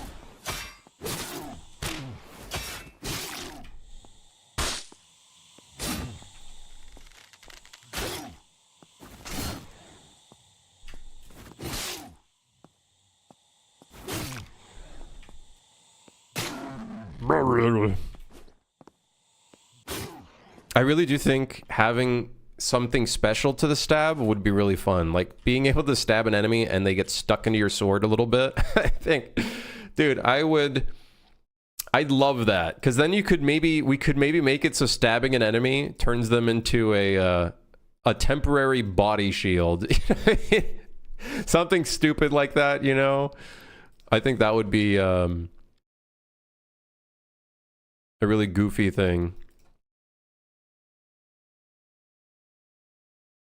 But you know what I'm kind of thinking of doing right now? Okay, it's really stupid. I want to work on the telekinesis ability.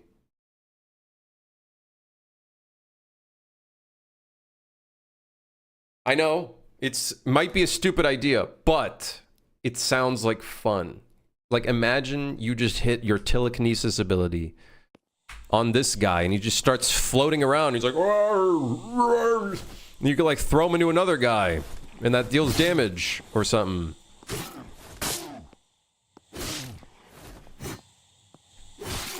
Now that is a YouTube short. But that just sounds like so much fun. It's like force grabbing, but more fantasy-esque and legally compliant.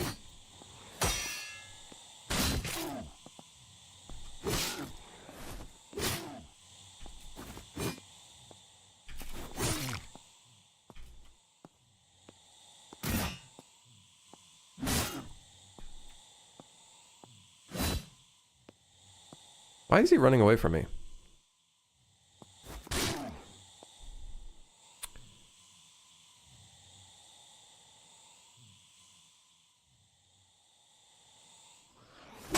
Weird. He did not have... Did I forget to put in a system to remove aggression tokens from an enemy if they died? It's possible I might have forgotten to do that. Do it with a charging stab and make it a player style so players can decide to have a body shield or not. Right, that's kind of like what I'm thinking. Is it would be a part of the stab. They'd get stuck into the sword. I think that'd be really cool.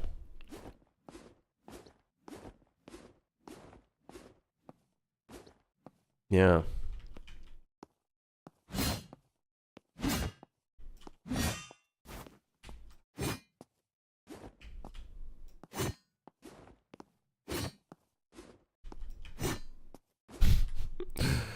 Okay.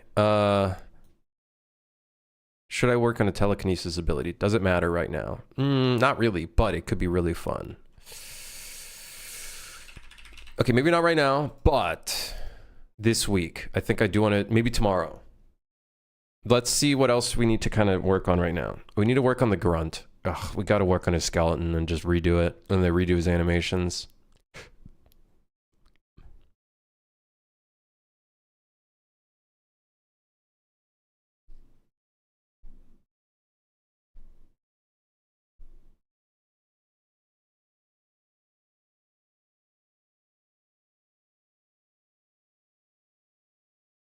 We also got to work on some flying enemies that like shoot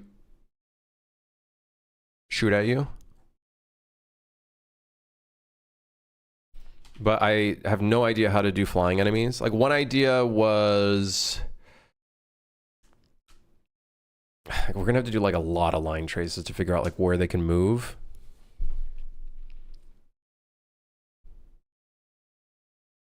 But we do need a variety of enemies right now for sure.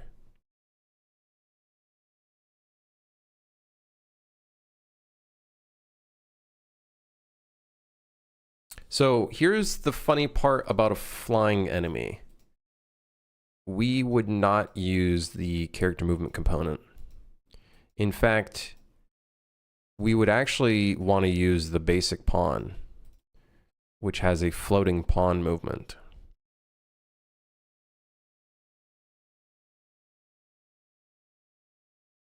Yeah.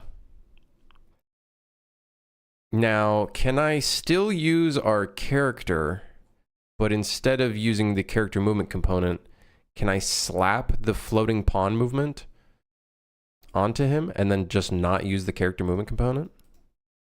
just disable it outright. I wonder if we can still move the floating guy. Or, alternatively, we just make it so the flying guy is conformed to the nav mesh. And they just float above.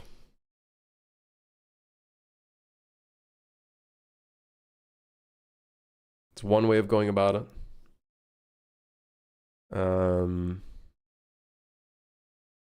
Yeah. Heard that the character move component is heavy on performance. I don't know how to create an alternative. You just have to. It is pretty heavy. You can do some stuff by like just disabling a bunch of things. One thing we do is the farther an enemy is away from us, the lower the tick rate is. But you know, you can tell here that it looks a bit weird because you can see them snapping into place, but you can hide that a little bit more. Like if an enemy is behind a wall, for example, then you can do that. You can do various stuff like that, right? So that's something I do to reduce the heaviness of it. There are other things that you can do in here as well. There are some other things you could do in here as well.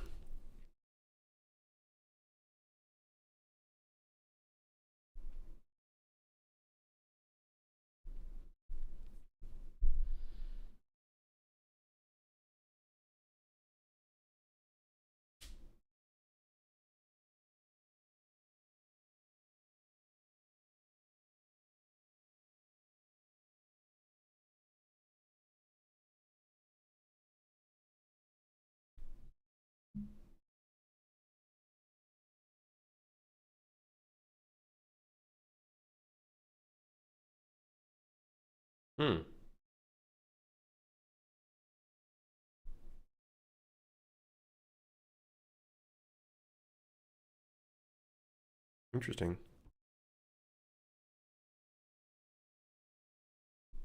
I don't know if the mover plugin is out of the problem with the mover plugin is I'm pretty sure it's still heavily experimental.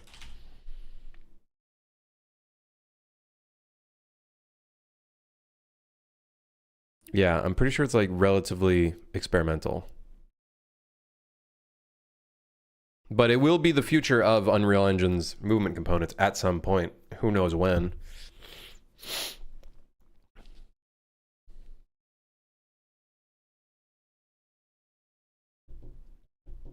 So yeah, I think, how do we want to do a move, like a flying enemy?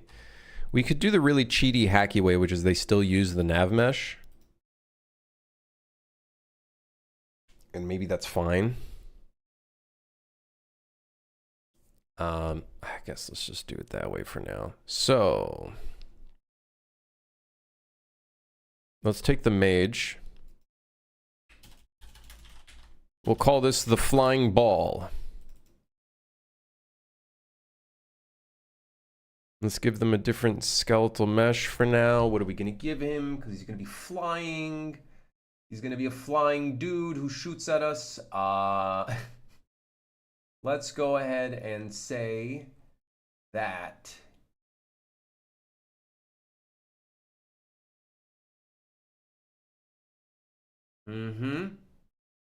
skeletal cube. No. Well, maybe. You know what? Worm. We got a worm. Yes. Worm. Yes, yes, yes. Yes. Turn on snapping. Yes.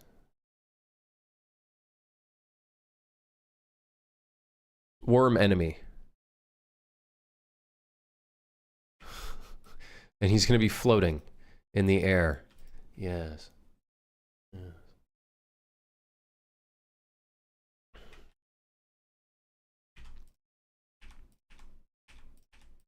All right, flying ball. There he is. He's flying. He should technically attack us because, okay, that's the way he attacks us, is he shows his underside. You know what? I like that. I don't know why he does that, but I like that. I'm all for that. It's like he's it's his excrement. All right. I'm all for it. Okay. Yes. We probably want him to have like a randomized kind of flying, but that's okay. Can we hit him with a bow? We should be able to, because I think we do it based off of... This is not good. Okay, the worm, I believe, does not have a physical... Wow, you are one ugly looking motherfucker. I gotta tell you. Random marketplace asset thing. Let's go ahead and create a physics asset for you. The pinchers, I don't think need anything. Head, tail. You know, I'm gonna be honest with you. I think we can make do with just sack and spine.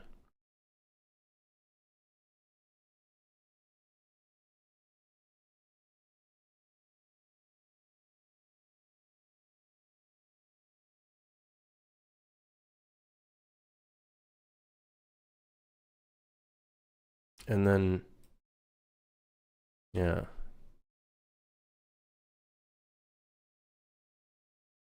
And that'll be it. How do you adjust NavMesh agent collision for characters like this? I don't know. I wish I knew. I don't really know.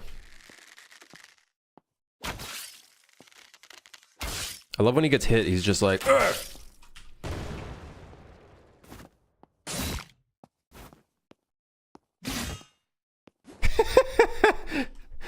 Okay, all right, okay, all right, okay.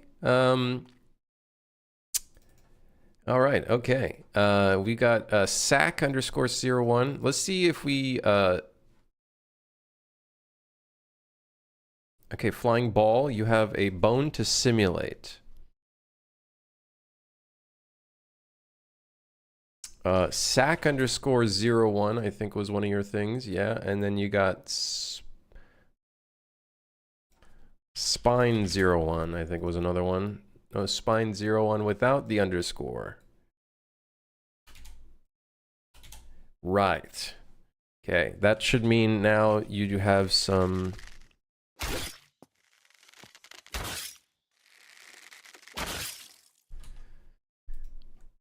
Whatever, man. All that matters is that he's flying.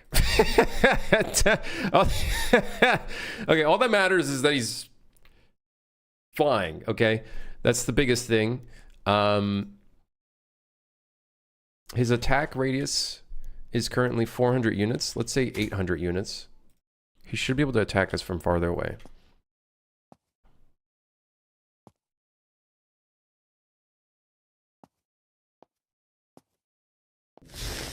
I think he needs a different kind of attacking system.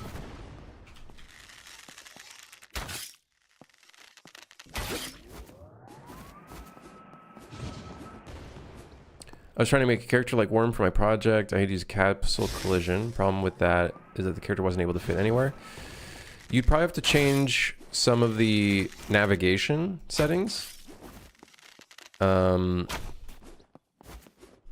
yeah, it's when you start getting into territory where you start making like non-traditional like humanoids that like are longer bodies than normal, it does get pretty fucky.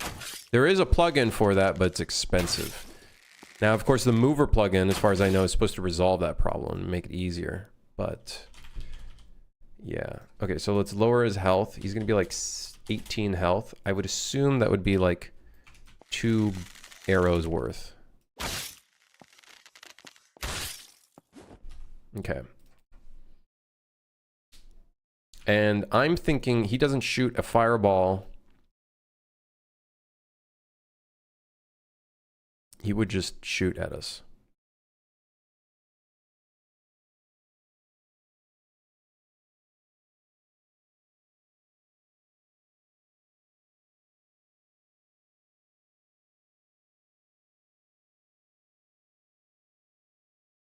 So let me delete this. We don't care about their movement mode.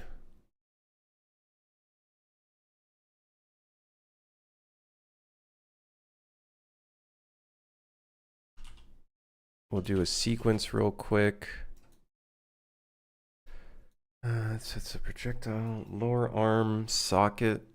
Well, we don't really have any sockets. And then we'll do a delay on the projectile after 0.5 seconds. And then finish the task.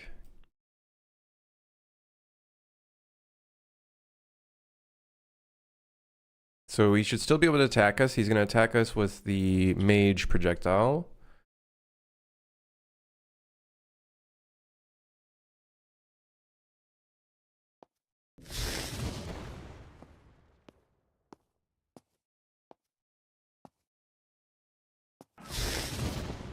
Now, I guess let's do like a duration of 1 second, but we're going to change up his attack. It's not going to deal AoE damage. It's going to be a completely different kind of thing. Let's also make it spawn from his pinchers or something, from his jaw.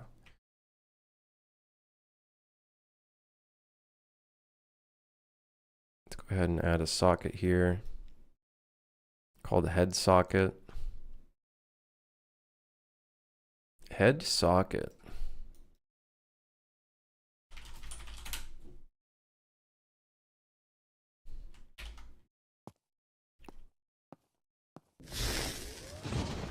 Wait, it's still not spawning it from the socket. Oh, right there. That's probably why.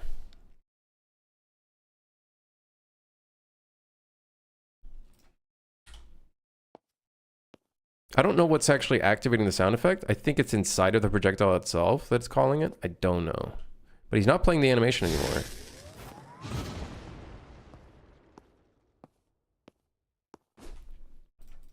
Okay. So now we're going to probably want to duplicate the mage projectile and instead call it flying ball dash projectile.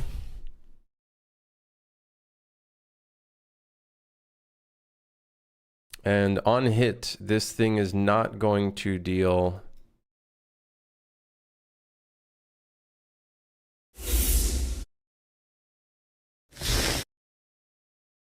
I guess we'll just do this. Let's make sure I associate the correct class to it.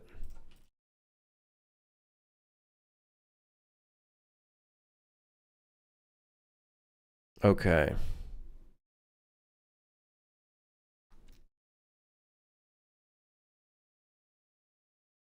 Okay. Is active, projectile hit actor. We do not want to do sphere overlap actors. Or actually, maybe we do, but we reduce the radius a shit ton by like 100.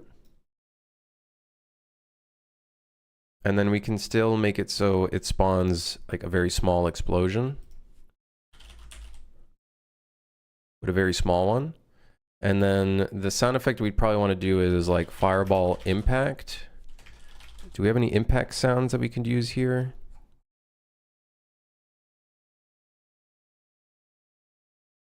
Metal hit impact, ancient game impact. Let's do fireball. Fireball cast. Fireball loop. So search up magic, I guess. Ability cast. Special up.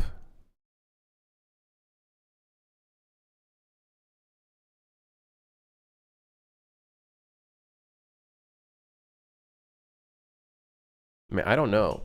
There technically should be like a spell. Oh, explosion? Ceramic or ice bomb explosion? What the?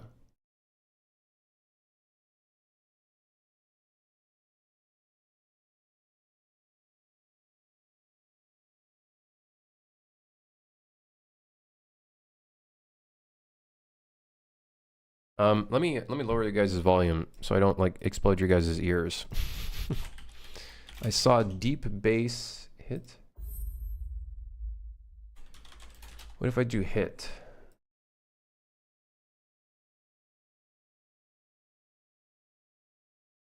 Magic hit. No. No. No.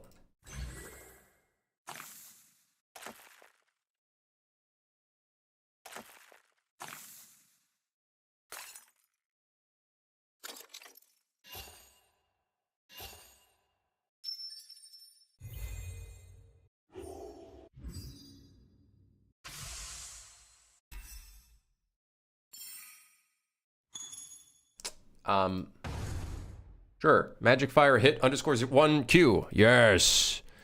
Yes, that's the one. That's the one. Even though it doesn't sound right, but that's okay. We can make do for now. Impact, concurrency, blah, blah, blah, blah, blah. Okay, I can raise your guys' volume again. And then let's see if... Wait, he has to spawn the right blueprint. He's not spawning it right now. Projectile. Flying Ball Projectile. His name is Flying Ball.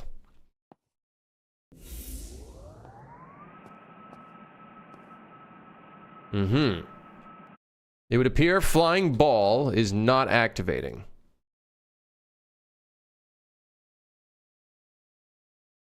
Oh, that's because the... Oh, this is the wrong thing. Flying Ball.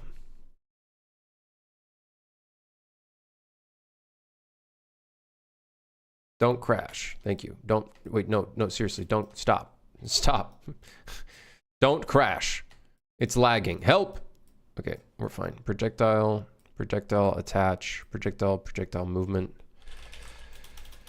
If I can get the projectile, another projectile movement, even though it's literally doing the same fucking thing.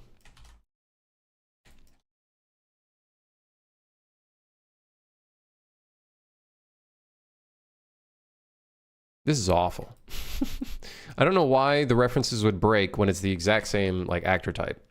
How you doing, Hard to Port? How are you? Okay, now it should spawn correctly this time, surely.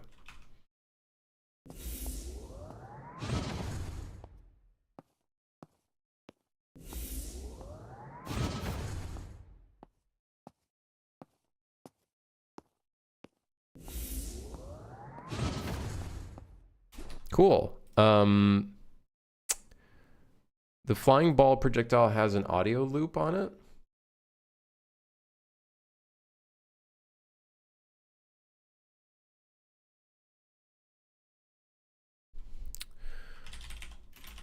Can I find any spell loops? Sure, we'll just use that, which I think is not on anything.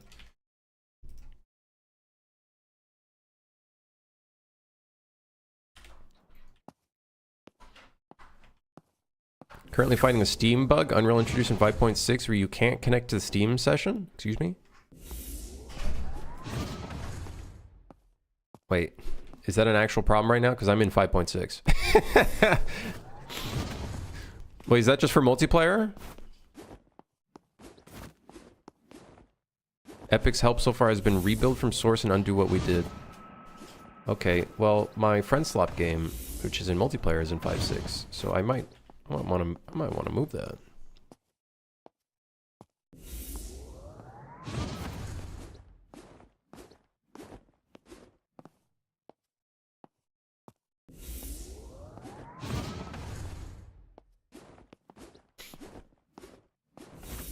You can create sessions fine, just can't connect to them as another player. Yeah, that's pretty bad. That's pretty bad. And you said you have to use source to do that? No shot. Can you override that code by creating a plugin that overrides it? And then undoing it that way? I think he got stuck and started attacking twice. You can create your own Steam subsystem. Well, can't you create a plugin of something and then override just parts of it, like just functions? Like what part do you have to undo?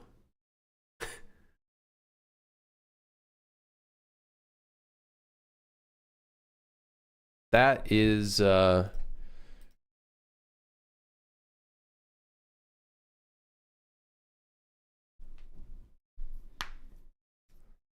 Krim, do you build exclusively in Blueprint? If not, what determines whether writing code versus Blueprint? If I can't write it in Blueprint, I'll write it in code. But generally, I'm going to be trying to do a lot more C++ for this project.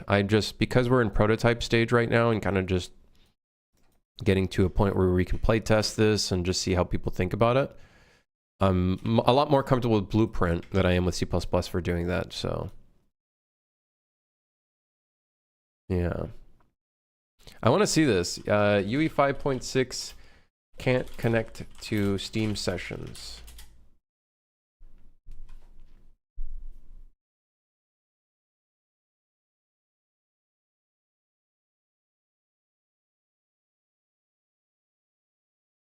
Unable to join session. Oh, is it you can't join a session in the development build?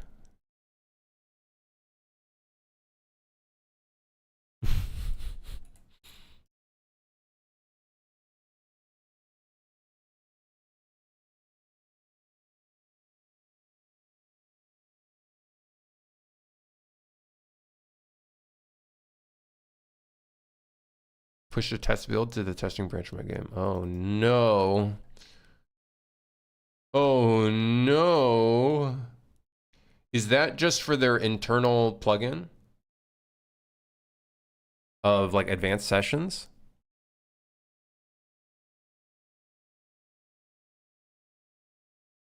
If you're working with Steam sessions in UE5.6, be warned the implementation is currently broken. The engine update introduced changes that prevent proper session creation, discovery, and joining when using Steam. You have to activate Steam sockets to make sessions work, but then you have another problem. You can't change levels because server travel node is broken since 5.5. Oh no, there's some nasty workaround to make it work, but it's not worth the trouble in my opinion. It could cause you problems later on. If you're working with Steam, use 5.4 or older.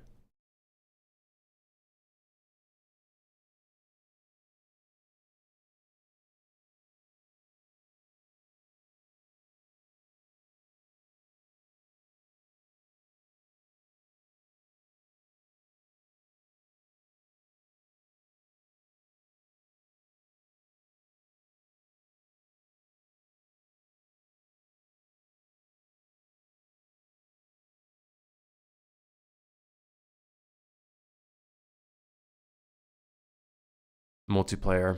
I'm gonna love working with multiplayer.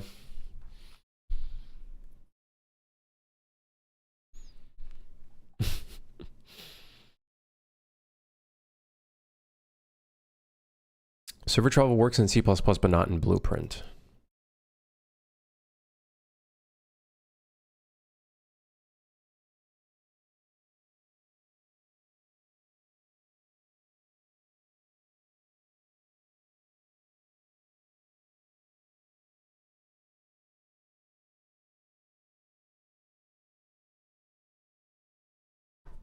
To nudge you into using the Epic Game Store. Ah. And then they'll just say, well, just fix it yourself. Or imply incompetence or something else. Well, I don't know why there's a bug there. I don't know why Steam sessions aren't working.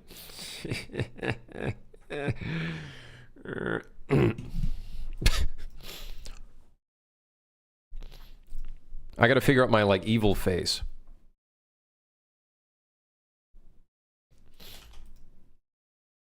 Okay, well, what if we slow down the projectile for the flying ball? The flying ball will have a slower velocity for their ball.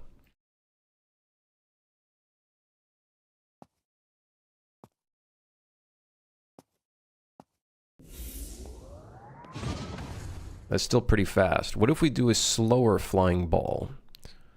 The flying ball of slower ball.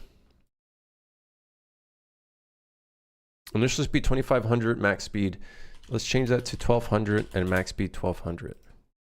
Yes. Yes.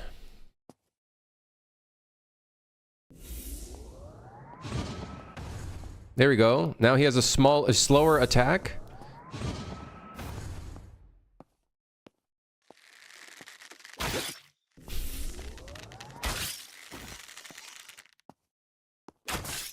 Okay, so now what we can assume is that flying ball is now combined with a bunch of grunts and then a spider. And now let's see what the flow's looking like.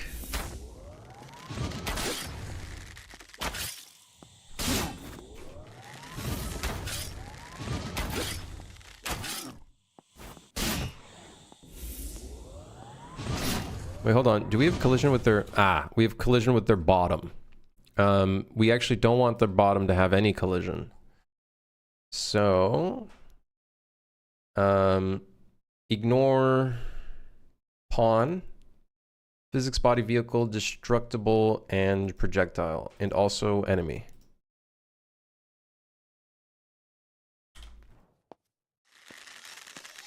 So now we should be able to go underneath him.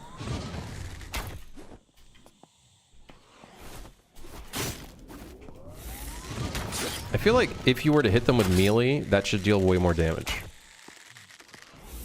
You know what I mean?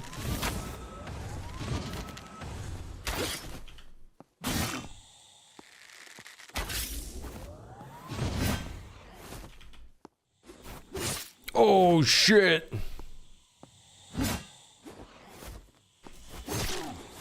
Wah!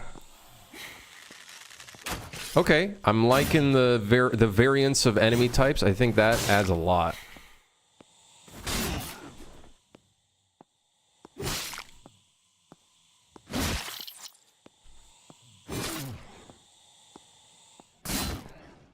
Cool.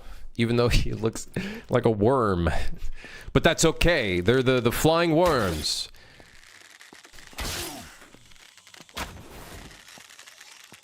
The flying worm.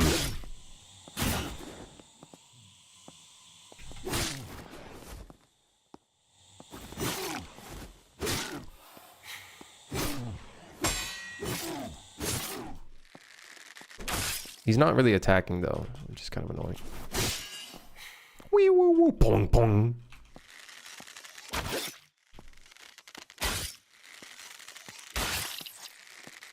All right. Oh, sorry. Sorry. You're a base eater. All right.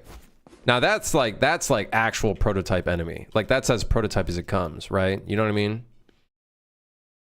Let's make it so they kind of like randomly float up and down. What do you guys think? Make them float up and down a little bit.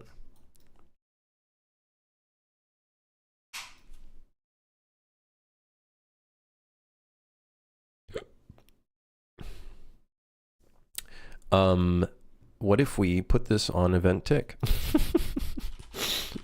You know, wait, hold on. Wait, there was another tick.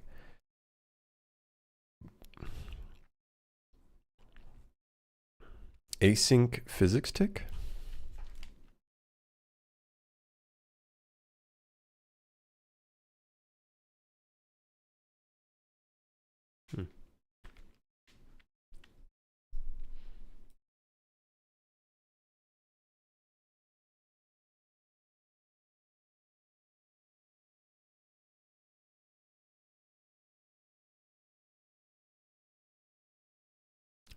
Um,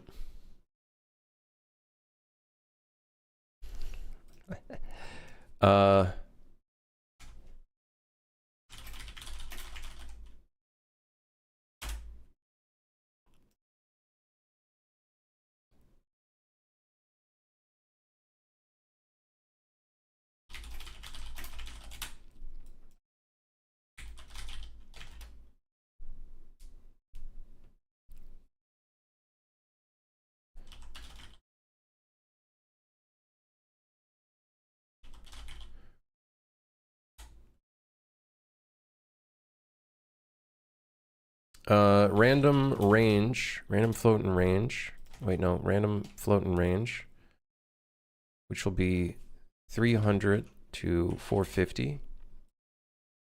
Now, technically, I probably want this to, you know, not run every frame. We'll probably change that.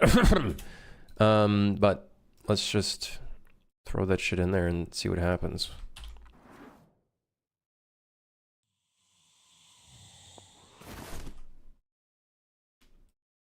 Well.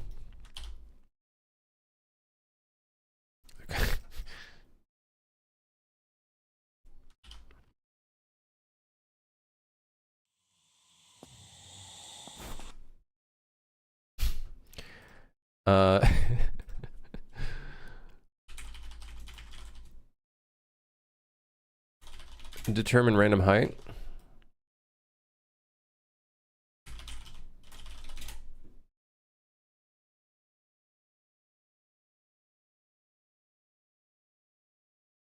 Mm-hmm.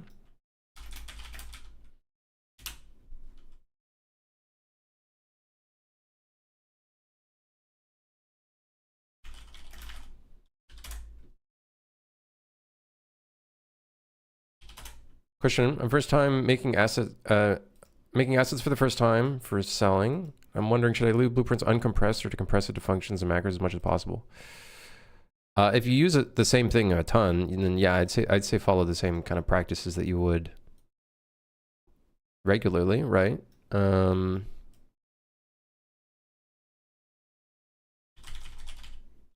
But yeah, that's what I'd say. You're gonna have to comment that stuff anyways, though. So think about, you're gonna have to comment everything, unless they don't check that shit anymore. But in terms of old Unreal Marketplace, they would check literally fucking everything. Even things that didn't make sense to comment, they wanted me to comment it. It's crazy. I had to comment the template code, the starter content code, because I put some of the starter content blueprints in there. They wanted me to comment it. And I'm like, but that's your shit. It's like, don't care. I'm like, okay, fine. Like, fine, asshole. Jeez.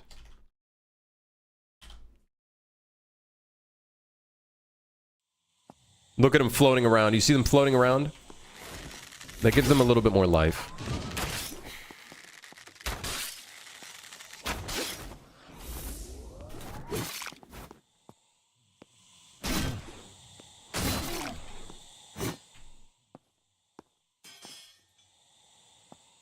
I don't know why they're not attacking. We're gonna have to change that. They sometimes like think about attacking rather than attacking.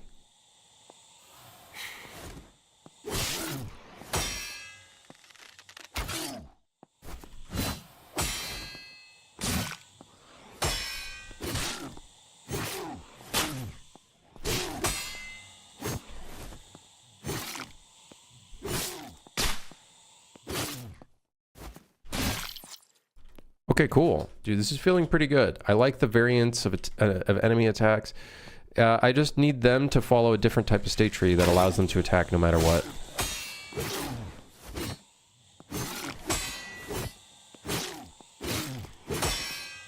Without waiting for their turn or waiting to be aggressive.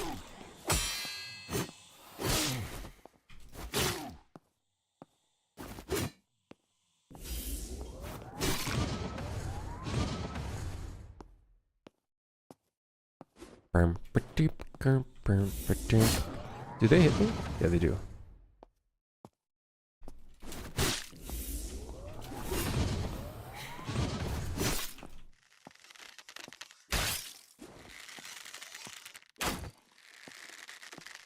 Spider got to ensnare from range. That could be something they could do. Yeah, they could shoot like cobwebs at you and shit.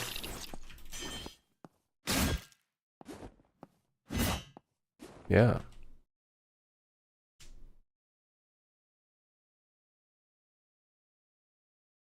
Yes. Cool. Dude, the new... Adding just that one enemy adds a lot of, like... Because now we have to look vertically. We're dodging more attacks.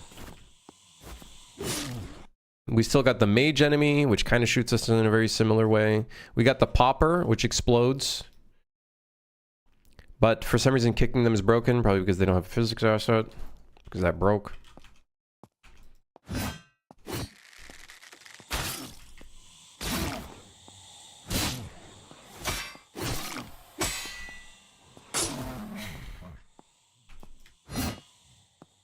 We got a couple bugs we need to fix. If you try to switch, weapon switch while in a charging attack, it's stuck there. We'll probably want to fix those kind of bugs for the playtest. Did I parry? I don't know if did I parry the... I did! I can parry the... Wow!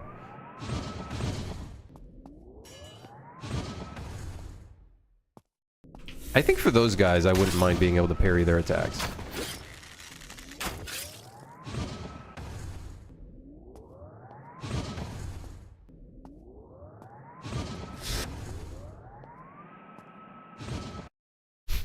Oh, well, shit.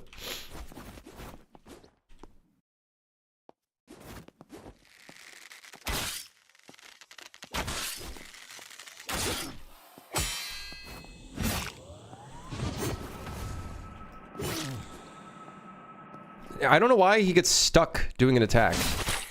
I think he's calling the attack twice. And now he's... I don't know if you guys see it. He's got something in his mouth. It's just stuck.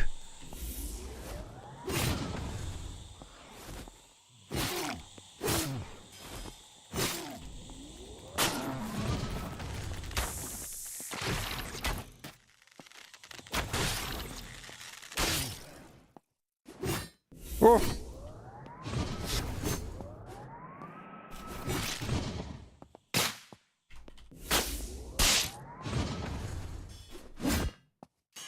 Yeah, the stab feels great because it gives you a lot more range.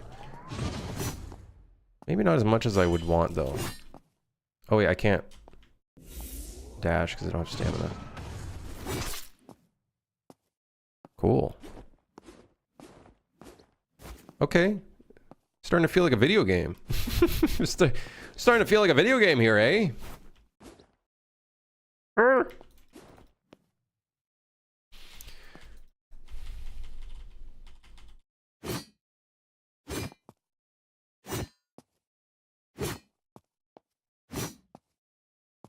Hey, what the hell? This is a video game?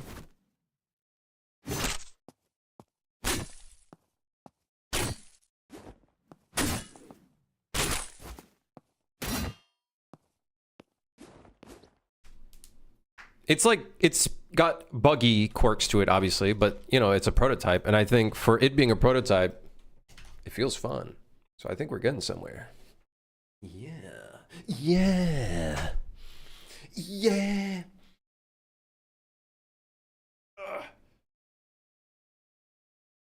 Oh. I'm stretching. I'm stretching. Cool. We have video game. We have a ranged enemy. I want to get some ground... I want a ground slam enemy. They kind of stay at a distance and they go whoop, and then like and like in front of you, and it's like a very platforming-esque kind of attack where you have to be like really careful. I would like that to be the next enemy. That would be the next guy. That's the next guy. Or gal, I suppose. Yes.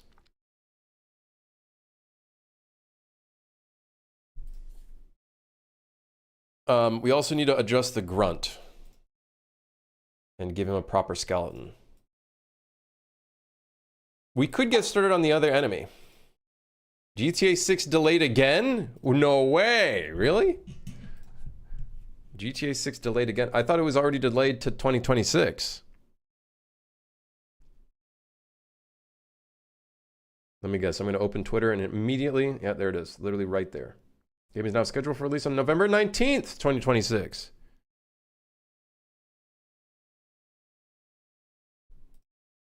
Hey, would you look at that? I got time to literally do anything. Before and after. What was the original release date?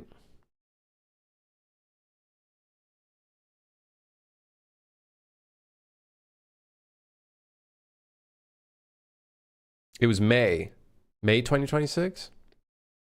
What would that have been? Like 6 months from now, I guess? Hey guys, I'm gonna be completely honest. Hey, you can be pissed off at me.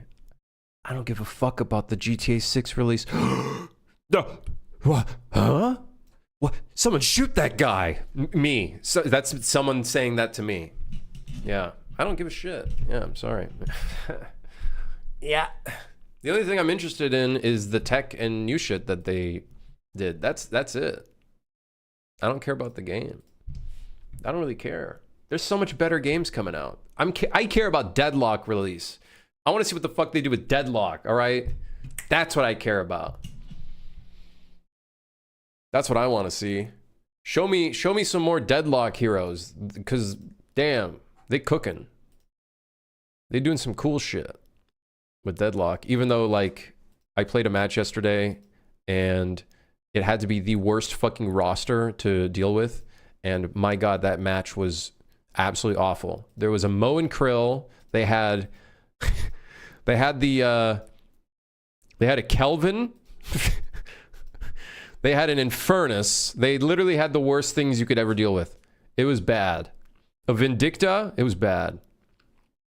You want to see the horse balls retract when the weather gets colder in GTA 6? Do you think they're going to add horses in GTA 6?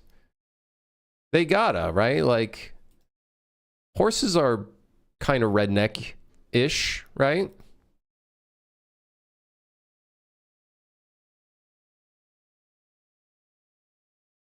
There are police horses here in Miami? There you go! Hey! Dude, hell yeah. Florida mans. Anything you think of will be in GTA 6. Yeah, surely. That's what the gamers think. They're in for a world of hurt. They're in for a world of hurt when they realize just how their huge expectations. Oh my God, they modeled the fingerprints on the screen in the car, dude. Also, will Suit for Hire have that? Horses? I was thinking of doing... One of the levels was going to be a motorcycle chase, and then I remembered, wow, that fucking sucks to work on. And I didn't. Modeled fingerprints. Let's make Suit for Hire 2 first person. Whenever people ask for Suit for Hire to be in first person, I then wonder, why? Why do you want a game that focuses on like your character's flair and seeing like them do cool moves, and then you just want to completely remove that and make it first person? Why? It makes no sense to me. Why do you want to not see your guy do cool things? Because I want to feel like the character? Get a job. Get a job, asshole.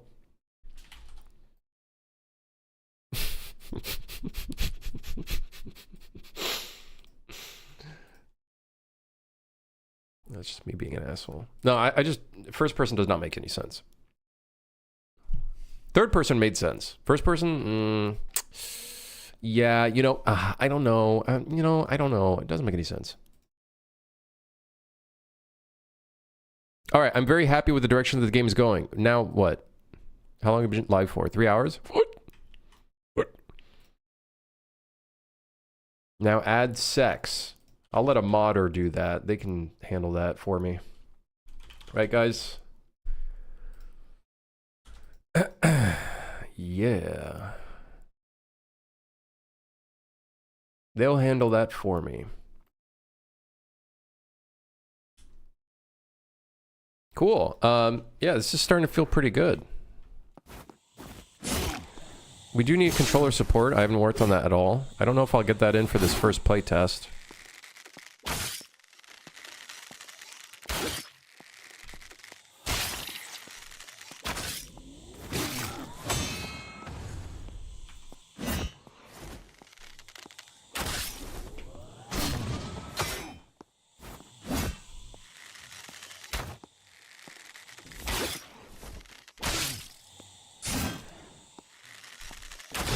I don't know why the popper doesn't go in for the attack. So you can block a projectile. We're probably going to need some sort of chip damage kind of like variable for attacks. Because I don't want you to be able to fully block the projectile. I think parrying projectiles is cool. But... in Minecraft, with an attack, you can deflect / return the enemy's fireball to kill that same enemy. Yeah, that's Minecraft. That's pretty cool.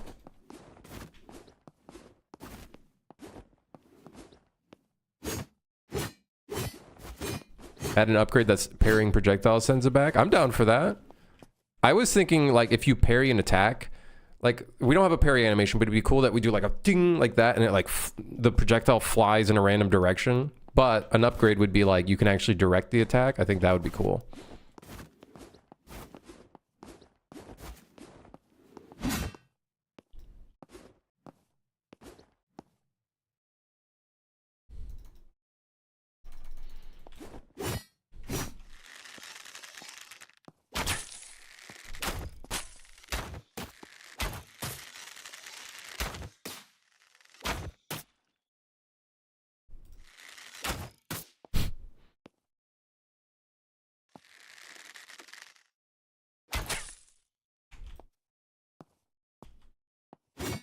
I think the clicking the button to switch the attack type is pretty, I feel like it's pretty intuitive. Being able to click E, the punch button, and then it goes into a stab attack. I think it feels pretty intuitive. We're gonna have to see what people say though. It would be cool now to make it so if you hit the kick key, we do like a from the bottom up, kind of like an arc attack that goes up. I think that'd be sick. Now, I have no clue how we would animate that. Does Mordhau have a, like, up slash attack?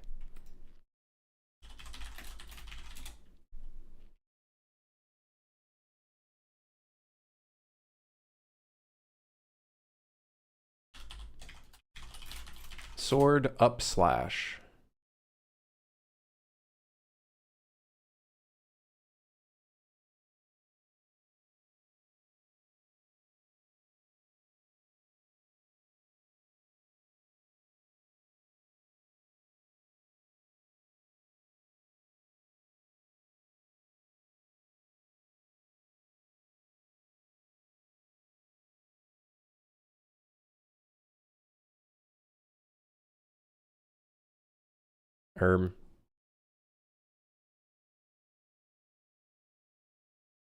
Yeah, I don't know how. I don't know how we're gonna animate that.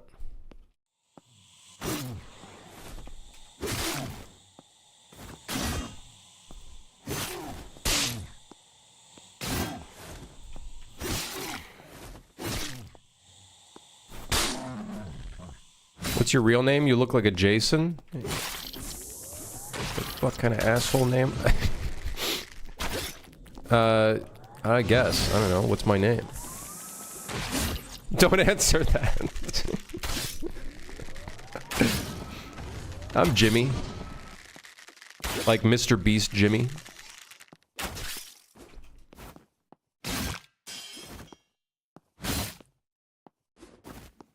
My first name is First. My last name is Crimson. I know. Crazy.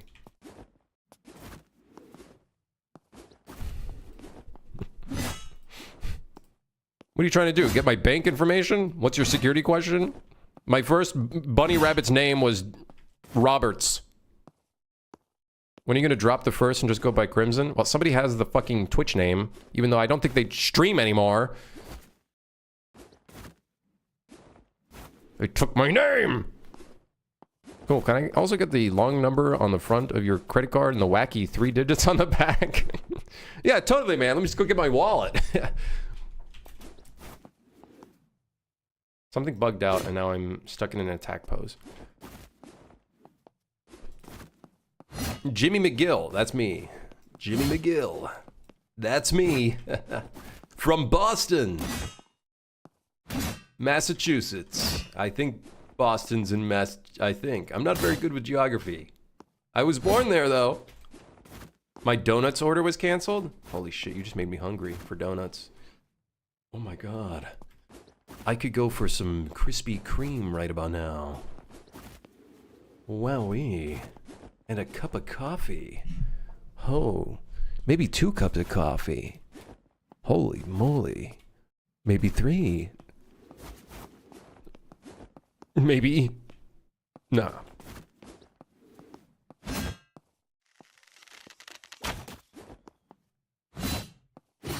Yeah, this game's feeling like a game. Sort of. Kind of. It's kind of feeling like a video game. I know that's crazy to think about. But it's kind of starting to feel like a video game. I always get donuts for Critical Role Thursdays. Well, what are you going to do now that your order was canceled? What are you going to do? What do you do now? Order pizza. I'm going to find a new place to order donuts, you donut. What the hell? Why would you call me a donut and then eat donuts right after? Am I going to be making a level before the playtest? It's probably going to look a little bit like this. Look closed off. And then like... Yeah.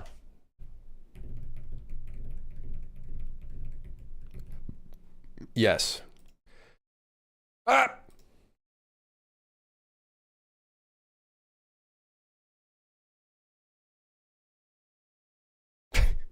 No, dude, people don't understand. First person, you can do so many lazy things in third person. I'm surprised they even have a character. But I think if I were to guess, that's for shadows. It's for the shadows, I guess. Make it green. I actually was thinking of doing like more Alien Planet style. So like maybe orange grass or red grass or something. With like red ivy. Oh, ray traced reflections. I see.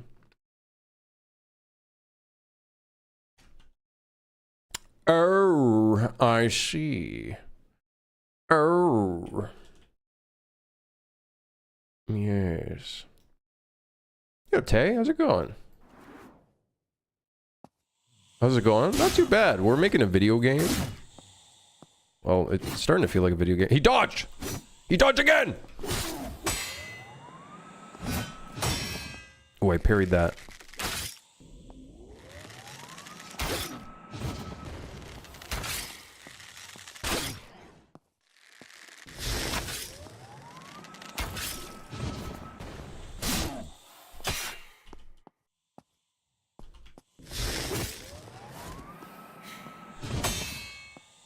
I somehow parried that? That was not good timing.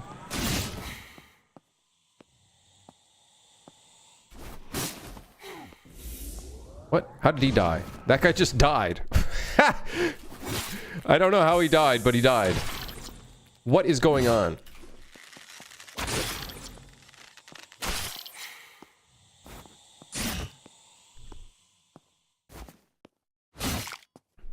All right.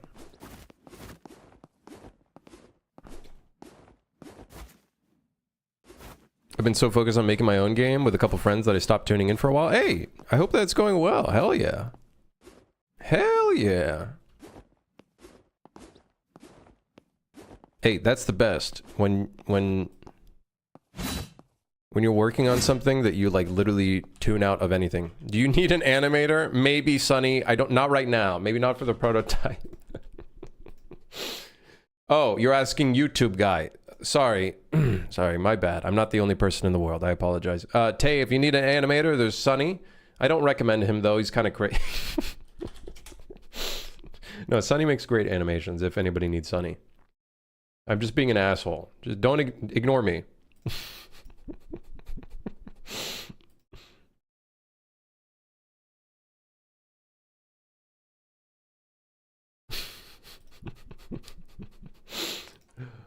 Oh.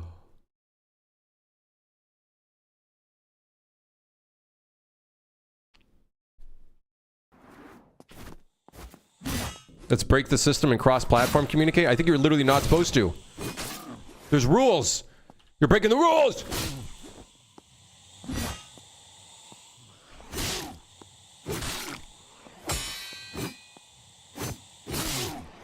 I need some more time to do documentation and talk with the friends I have on the project. Yeah, go for it, man. I've made it to the top like Bill Gates, and now my sole purpose in life is to philanthropize. Philanthropize.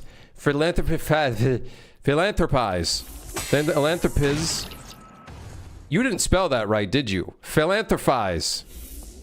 Yeah. It's bullshit. Whee! Home run.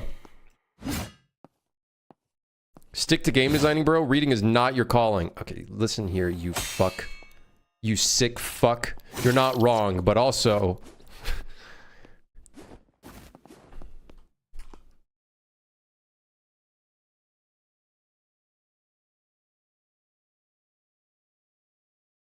He likes doing shit for free. It's cringe. Yeah, stop that, Sonny. You have skills. Charge for them.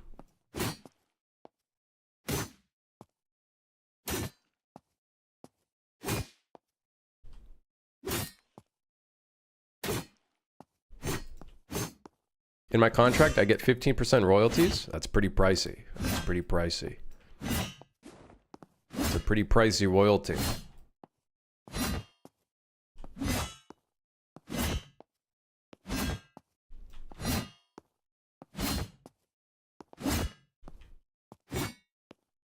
How's the current game development going for you? I think it's going well. It's starting to feel like a video game. I've also got a second project, a secondary project on the side that I haven't done too much work on. I'm here, I'll show you guys a little sneak peek. I am concepting the characters. The item you selected is unavailable. Never mind, I am not concepting characters. It would appear that I'm not, apparently. According to Blender, I am not concepting the characters anymore. Because it said the file is apparently corrupted. Hold on. I hate Blender. Ah, yeah, I'm concepting the characters. I'm coming up with different shapes and shit. I really like this guy. I ain't gonna lie. This guy's kind of funny looking. I like him. But also, this guy's not bad. This guy looks like a French stick. Not French stick. A French fry. This guy looks like a punching bag. Maybe we do all of them. Maybe you can customize your character. I don't know. All I know is I think I'm gonna go Rayman style with it, where the feet are floating, or we do kind of like another idea I had was making them have like their legs are kind of like almost like animated, but they're like, you know, like this, almost stick figure-y. Yeah, is this for the same game? No, this is a different game that I'm working on behind the scenes. But yeah, I had some initial concept that I was working on, but then I'm like, wait, that looks way too much like Repo. So yeah, the little bald guy is kind of funny. He's a funny little guy. I kind of like bald guy. I kind of like ball on ball guy too. And I kind of like, what's that one Pokemon? Diglett, whatever his name is, on a ball. Yeah. Yeah. I really do like the round guy. Without getting too much into detail, you're basically, it's a friend slop game on a train, and you guys, the friends and you are train engineers / conductors. Yeah. So that's kind of the, without getting too deep into it, that's the vibe. So can you picture, can you picture this little guy having like a hat or something?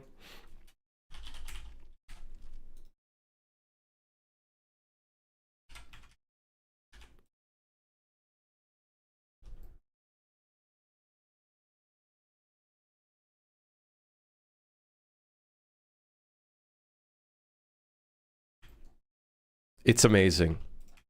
He's him. Yes. Maybe, yes. Maybe Sphere Guy is the guy. He's the guy. Maybe he's the guy. And then when you crouch, this is all that happens. This is his crouching animation.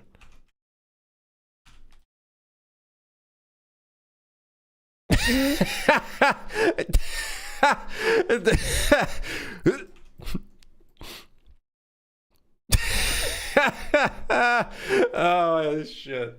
I don't know. The problem with the small guy is he's so small. But he's cute. It's cute. Oh shit. Dude, no, it's not him. No, it's not Eminem guy.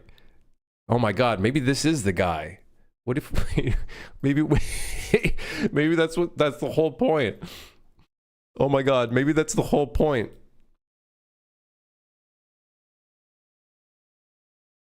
Oh my shit. Oh my glob.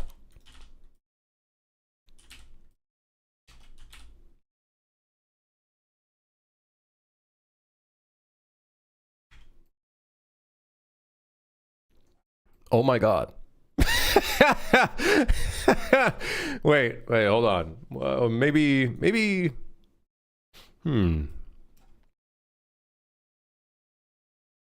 Maybe, yeah. Maybe that's the guy. He's the guy.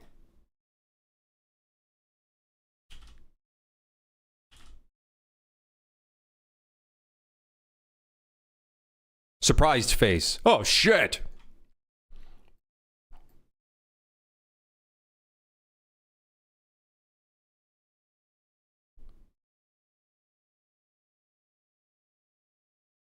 I don't know if I want him to be this short though, or like all of the players being this short. I guess they could be. But this guy just looks too funny, man. And I don't want different varying of heights because then I guess that, well, who gives a shit? It's a friend slap game.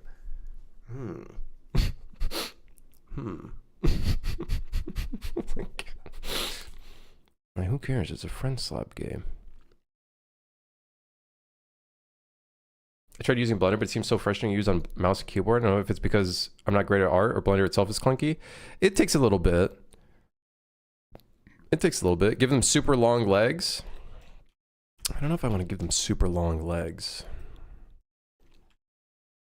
Oh my god. Look. Becky, look at her legs. Becky?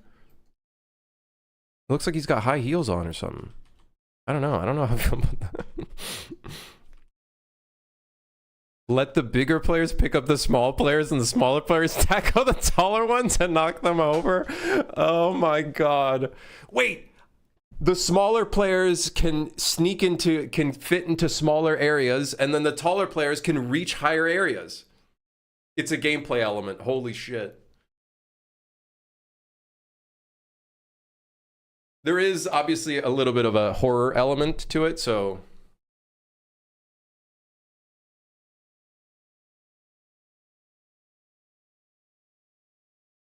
All right. Maybe the secret isn't only use one of them. Maybe the secret is using all of them.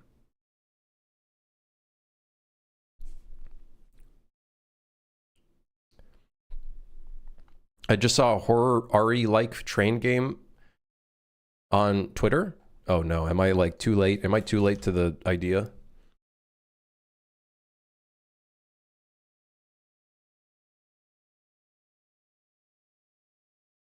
Am I too late to it?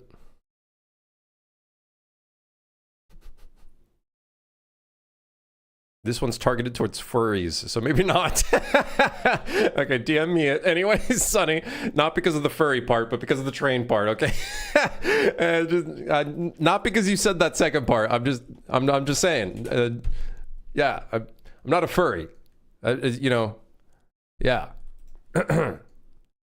Yeah, anyways, so that's a little sneak peek of what I'm working on behind the scenes. Yet? No, I'm not.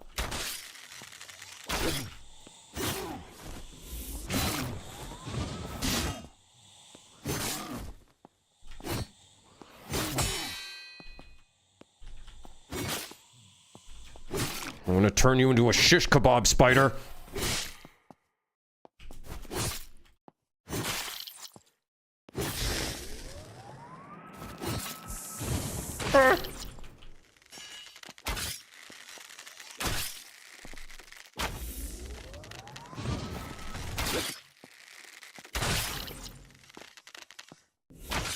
It's kind of funny, the blowy up poppers actually kill these guys because their actual capsule component is right underneath them, so they end up actually hitting them.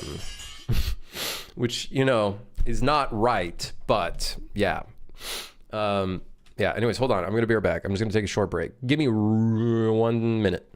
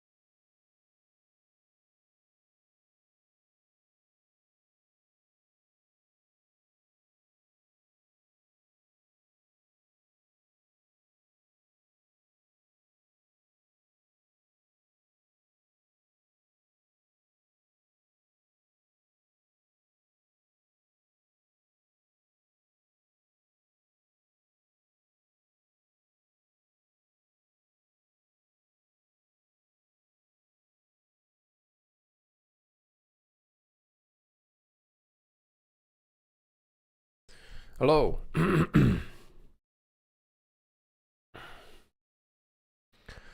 Is this the Two for Hire trailer? The one above is one of the clips that we used. Yeah. But it's just the clip. It's just one of the clips.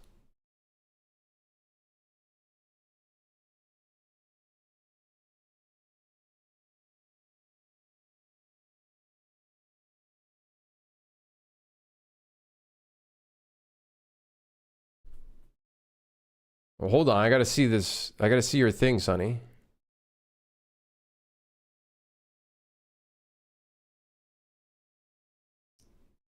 Oh, it's got like combat and stuff.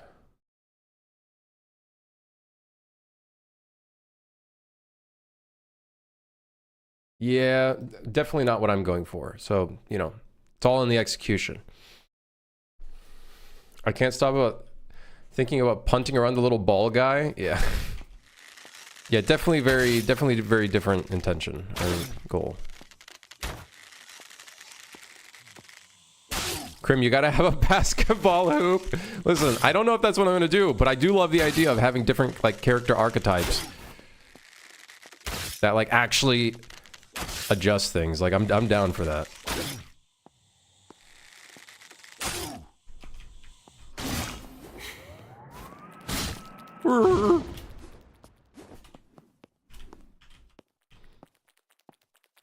Take this, worm man.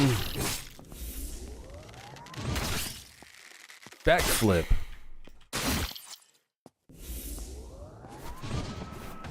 I would like to Basiator. I think we're gonna have different secondary weapons. I don't know about primary weapons. It's on the scope sheet, but if we end up over scoping, then we probably won't have it. But some ideas would be, yeah, for sure, like a spear, a two-handed sword. Like we do strong attacks, but I would love to have like a larger sword, like super big and chunky. A big like a flail would be cool. Yeah.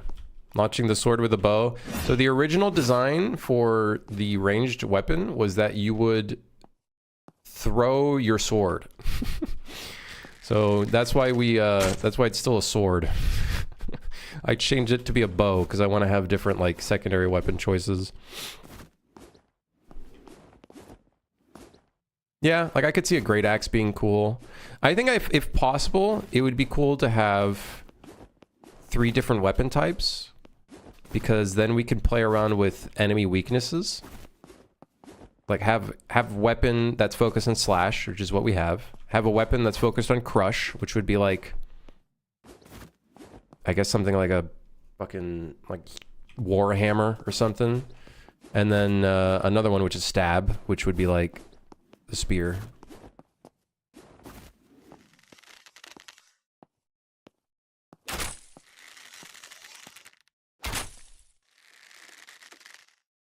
Yeah.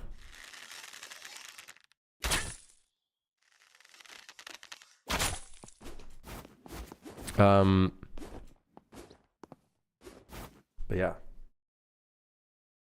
This is starting to come together. I'm actually getting kind of excited. It's actually starting to feel, now that we get like different enemies in here and things are coming together, it's exciting. Obviously, it's still not like challenging enough. I'd say like we're still missing that element. But for a prototype, I think we're getting somewhere, which is fun.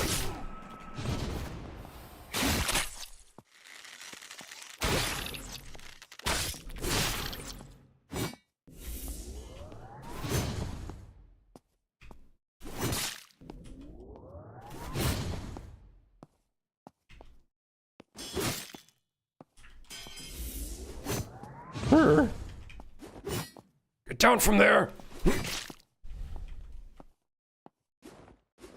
Is the projectile just shooting at tons of line traces? How does that work? On tick, it's just shooting line traces for detection. Because I don't trust overlapping and the physics hits to actually give us the proper results. The only thing is it's not using the proper rotation. That's one thing that it's not doing properly. It's like weirdly angled and whatnot. So that's one thing I have to fix, but.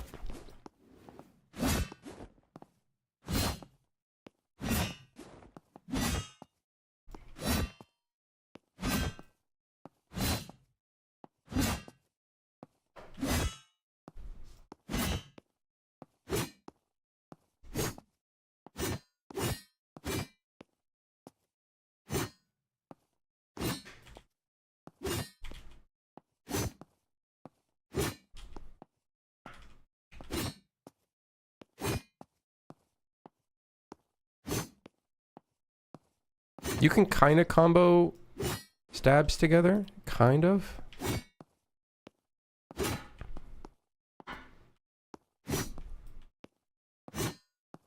Sometimes it ends up in a punch rather than the actual thing, which is kind of annoying.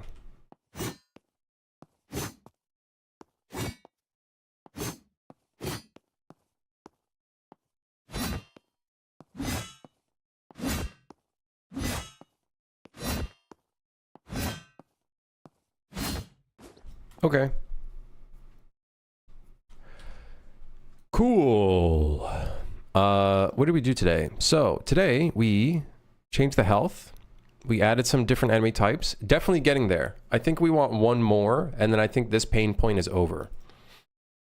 One more would be an enemy that does like a ground slam, that has like a much larger AoE attack. Kind of ranged attack, technically. I think that would be really cool.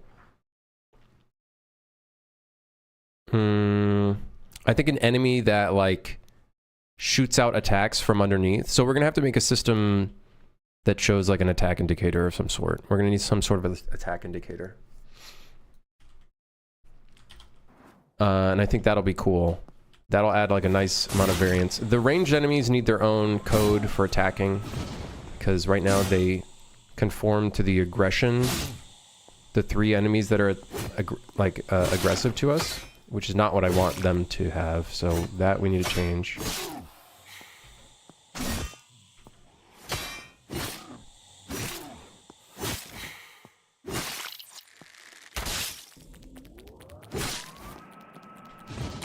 You know what's great about the stab? You can use the stab to be more accurate with these guys, so you don't accidentally blow yourself up. That's pretty great.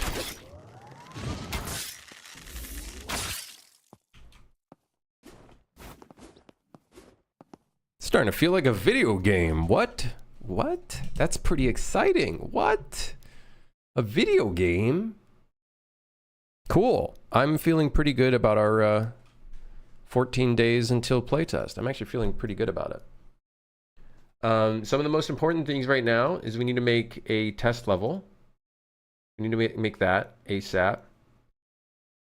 We also need to make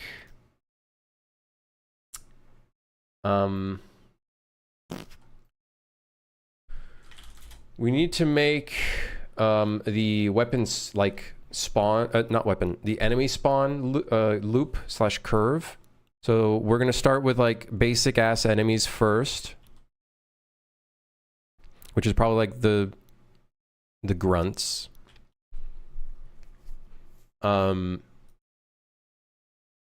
Or maybe we make like a simpler enemy that's below them. I don't know, like goblins or something. Goblin demons that like die faster or something. And then we like make a curve so that we can like have the difficulty go up and make it endless. Slugs. Oh God, more slugs.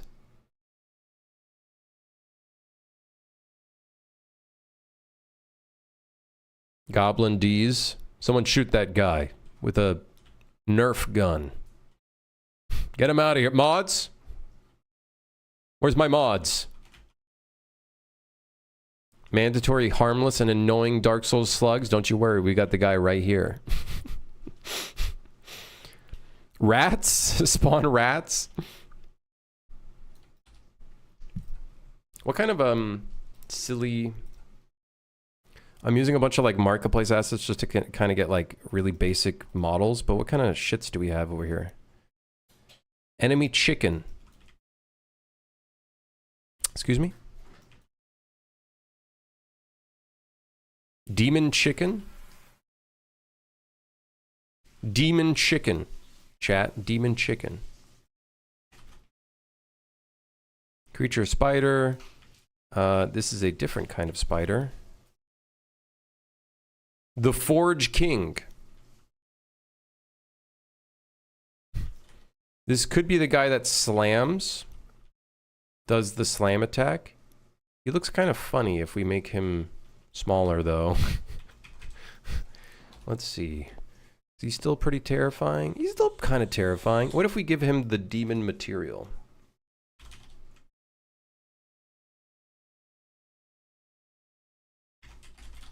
Enemy body. Enemy body.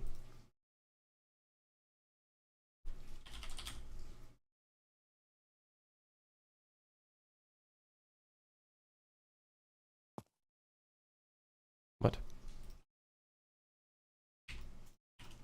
Why is the opacity like multiplied? Why is this supposed to be like 5? That doesn't make any sense.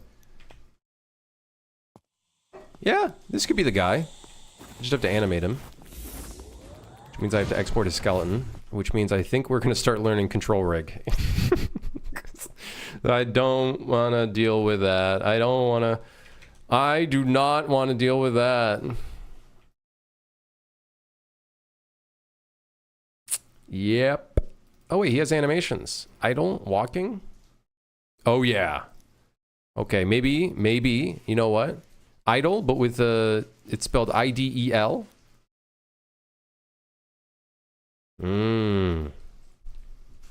If you were wanting to release something in May but didn't because of GTA 6, you might be in luck. I would still release, well, maybe not GTA 6, but Golem. Enemy Great Spider.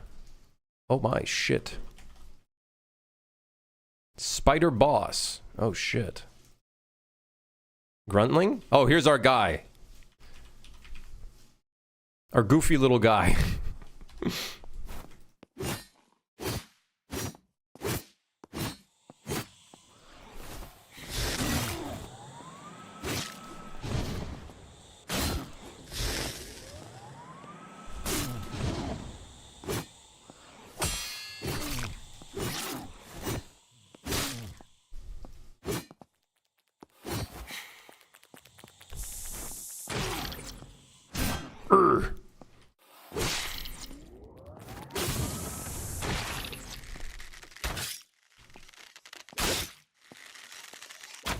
Damn.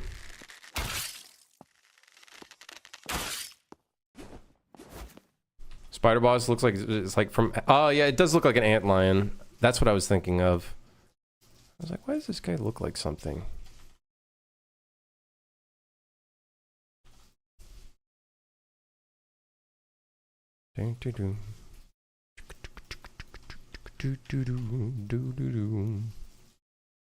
Robo Golem. Oh my shit.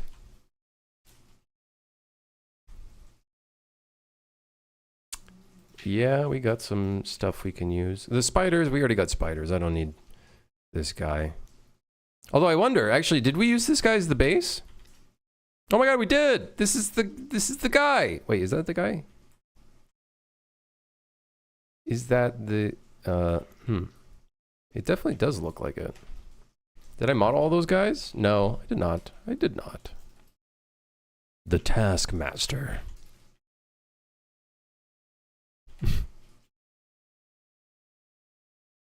We got a troll.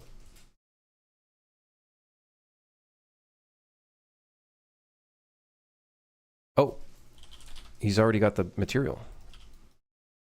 Ah, big guy, big guy.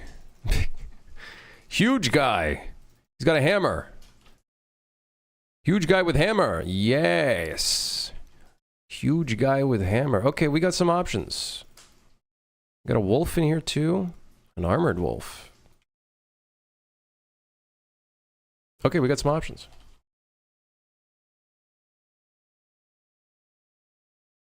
Yeah, I think that could go well. Enemies that die like really quickly.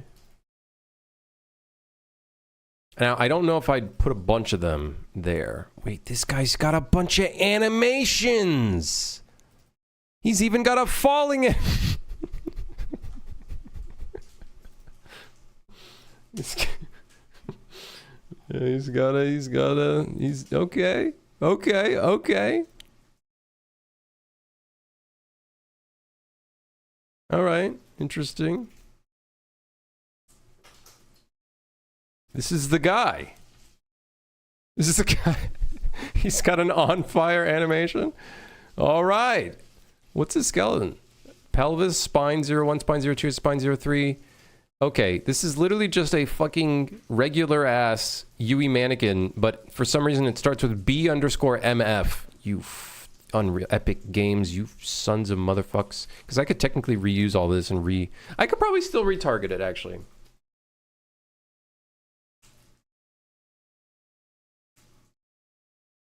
It stands for bad motherfucker.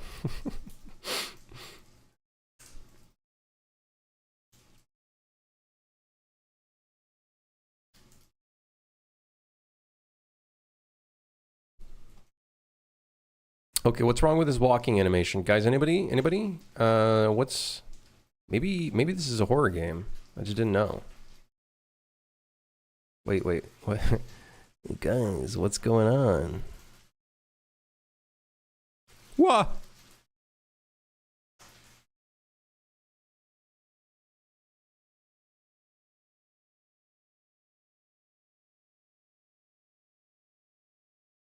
What?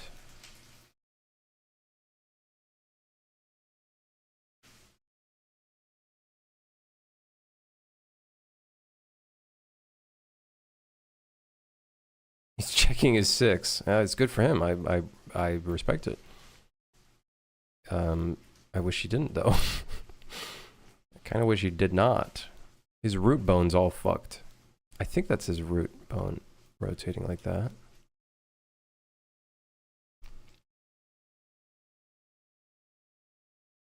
It is not. It's his pelvis. He's got his pelvis is for some reason. All right, don't look at that. I don't want to look at that. Even his walk left is broken. What's wrong with you? Who did this to you? That's a bummer. There's some other animations we can use in here though. Cool. All right, well, I don't need to make any models. Like, what does he look like with the demon body? Enemy body.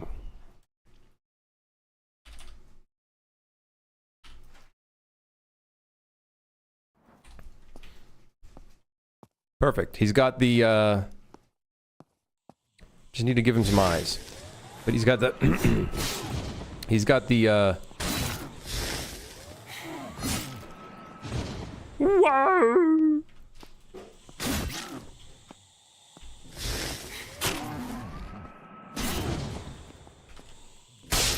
Oh,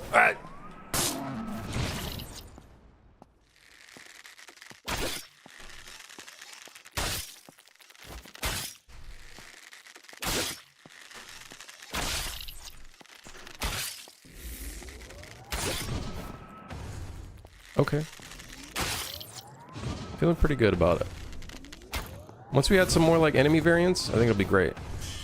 And then we need to fix these guys' attack priority and when they can attack and where they can attack and whatnot. Yeah.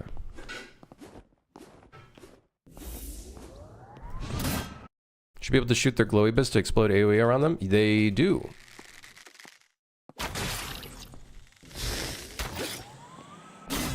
They do, as a matter of fact.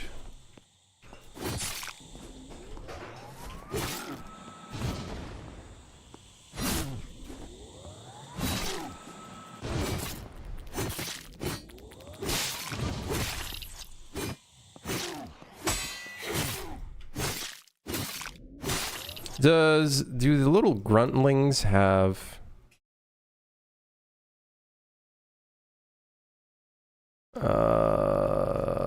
what is this again? What are you again? A gruntling. Where are you?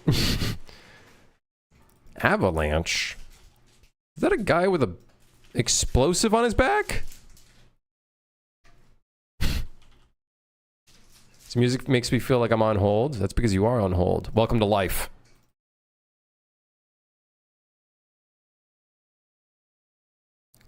Do they have any, like, just regular attack animations? Because then I could actually implement them in.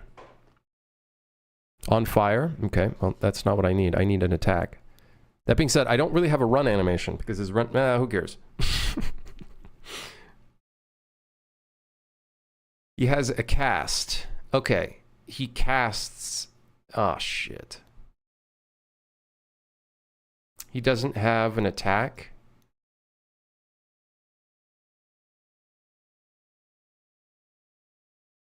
Maybe they do. Maybe it's just the other types? Avalanche. Oh, God. Wait. Maybe this guy's walk animation's fixed. This guy works! But is he only associated with the avalanche? We could always retarget him.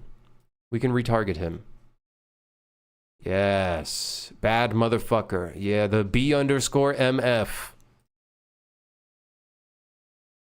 Yeah. Play the stumble in reverse for an attack. Wait, hold on.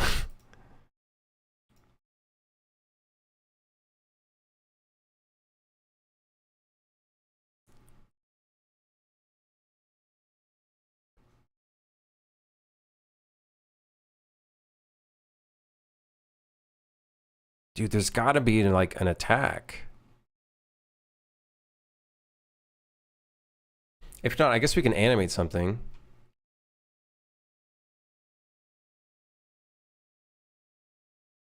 Could always animate something in here. React, run backwards, walk left, walk slow.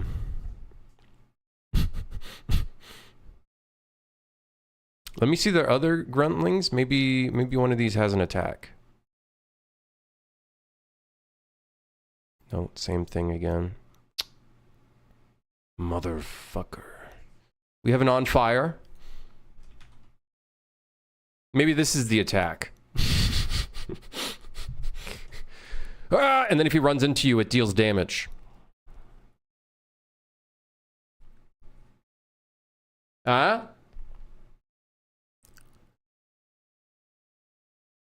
The on fire is the walk animation.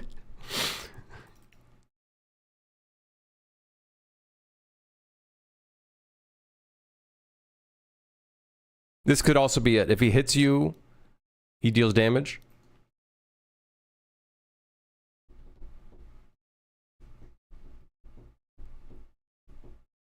So all of these are models.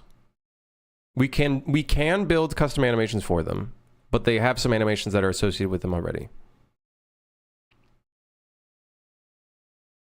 And they have a skeleton, which looks very close to the Unreal Engine base skeleton. And the skeleton is basically what controls the animations, whereas the mesh, or the model, is rigged and skinned to the skeleton. It's kind of like real life.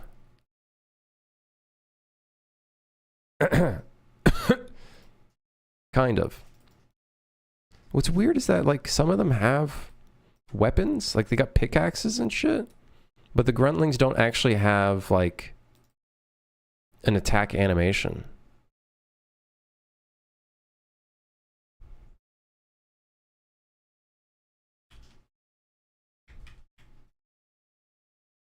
Which is weird.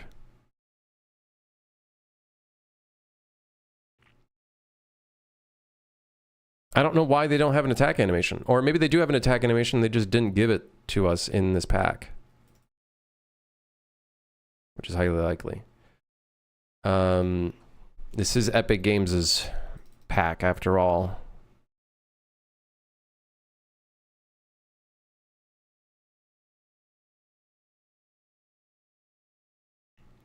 Yeah, I don't really see any... Search for attack? I don't really see any. I think cast is their way of attacking. They do, like, casting abilities. I don't know. I've never seen Infinity Blade. What is Infinity Blade? What does the gameplay even look like?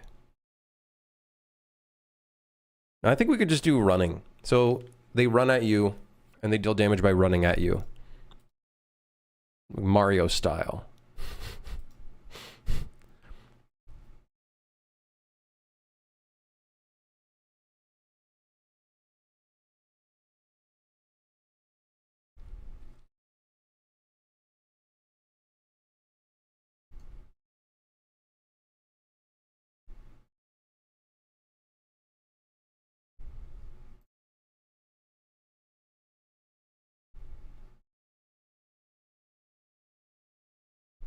Yeah, I don't know. What does anything in here have some sort of like anticipation that we could use as a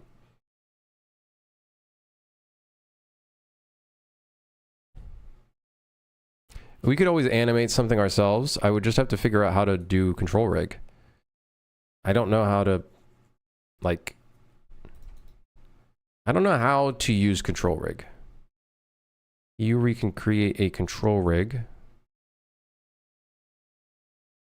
Let's try something. What is that? Which asset is it? Infinity Blade Adversaries. It's one of the Infinity Blade assets. So I can create a control rig. What does this look like? The asset you compiled doesn't do anything. Did you forget to add a begin execution node? Yep. Yeah, I'm sure.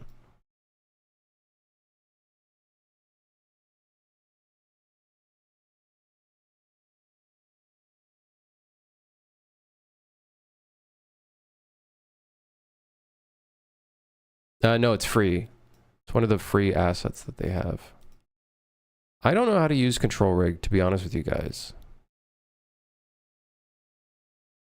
So this might be another day thing where I follow like a tutorial or something for this shit.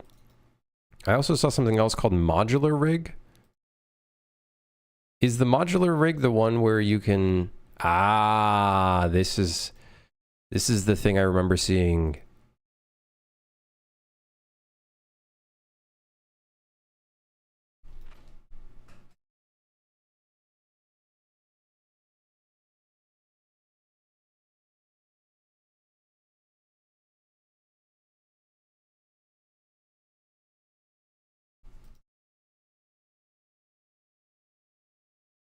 Is this the AI stuff in 5.6?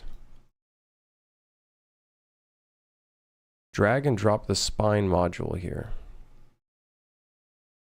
Where? Where?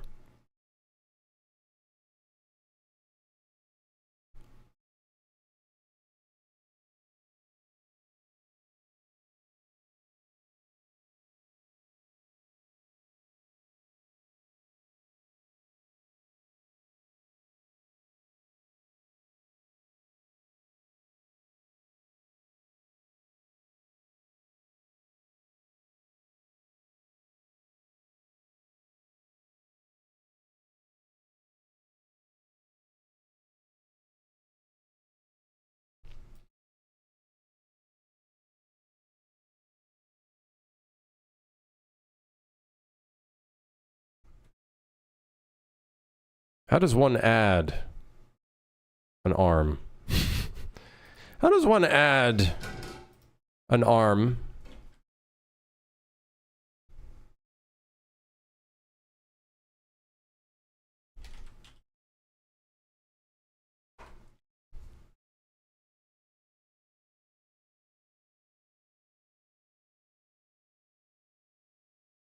I tried clicking on the right. It's a target.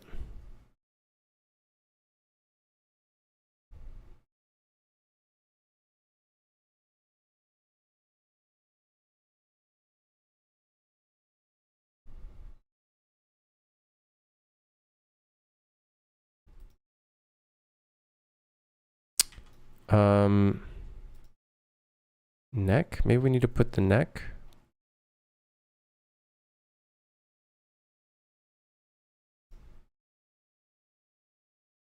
I guess the head is already there.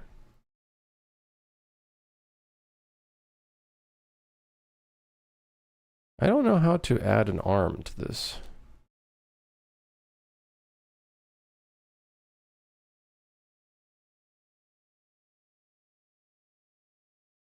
Drop the arm in there.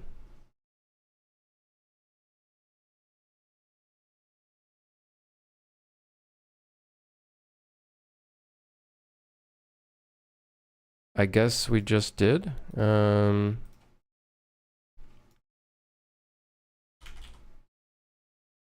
no hands.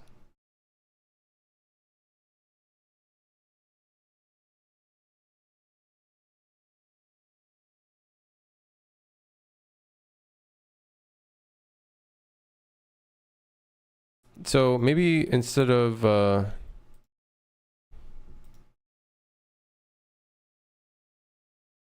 oh, hand.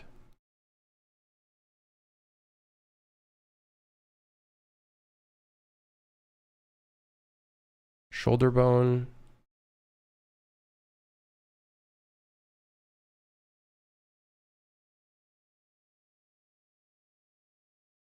I don't know, shoulder would be clavicle, would it not?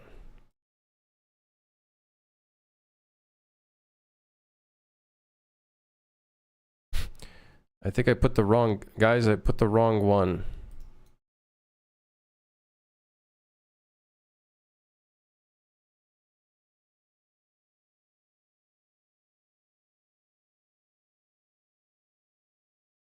Unless maybe I didn't, I don't know.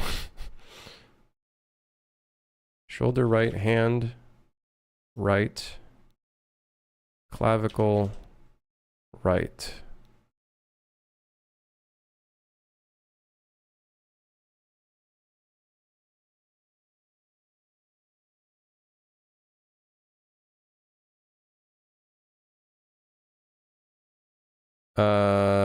Hand right, shoulder right.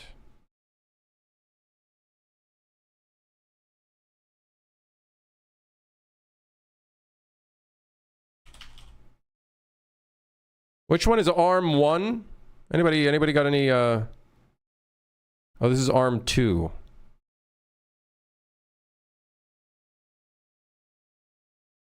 Oh, this is arm 3 supposedly. What the yeah,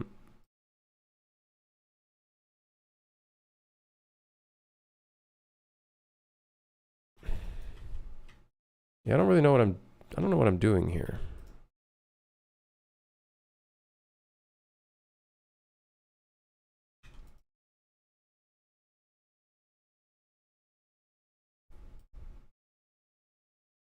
Okay, well, all right, well.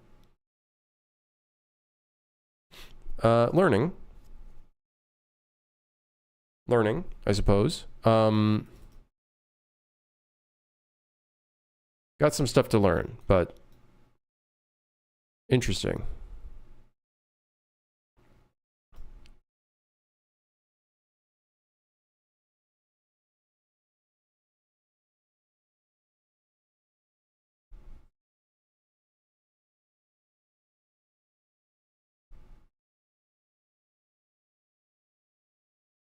Oh, I hit auto resolve and it kind of, you know,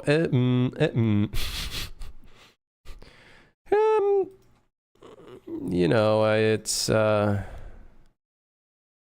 yeah, okay.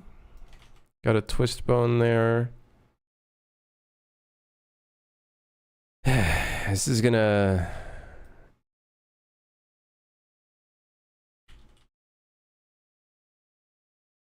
Think your shoulders are scuffed? Yeah, possibly.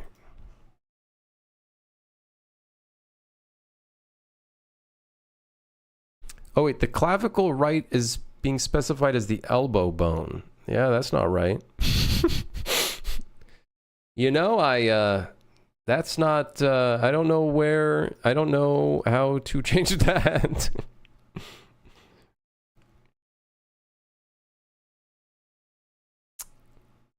Ah.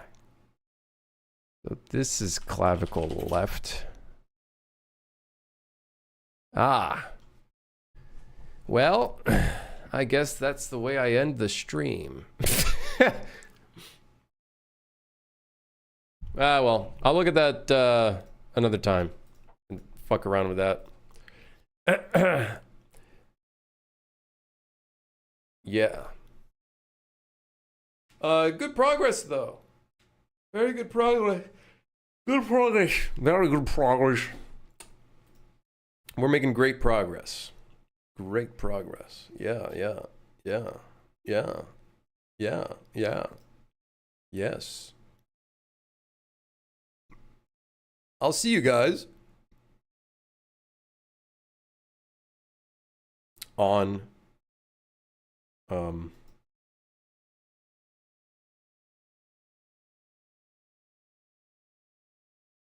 tomorrow.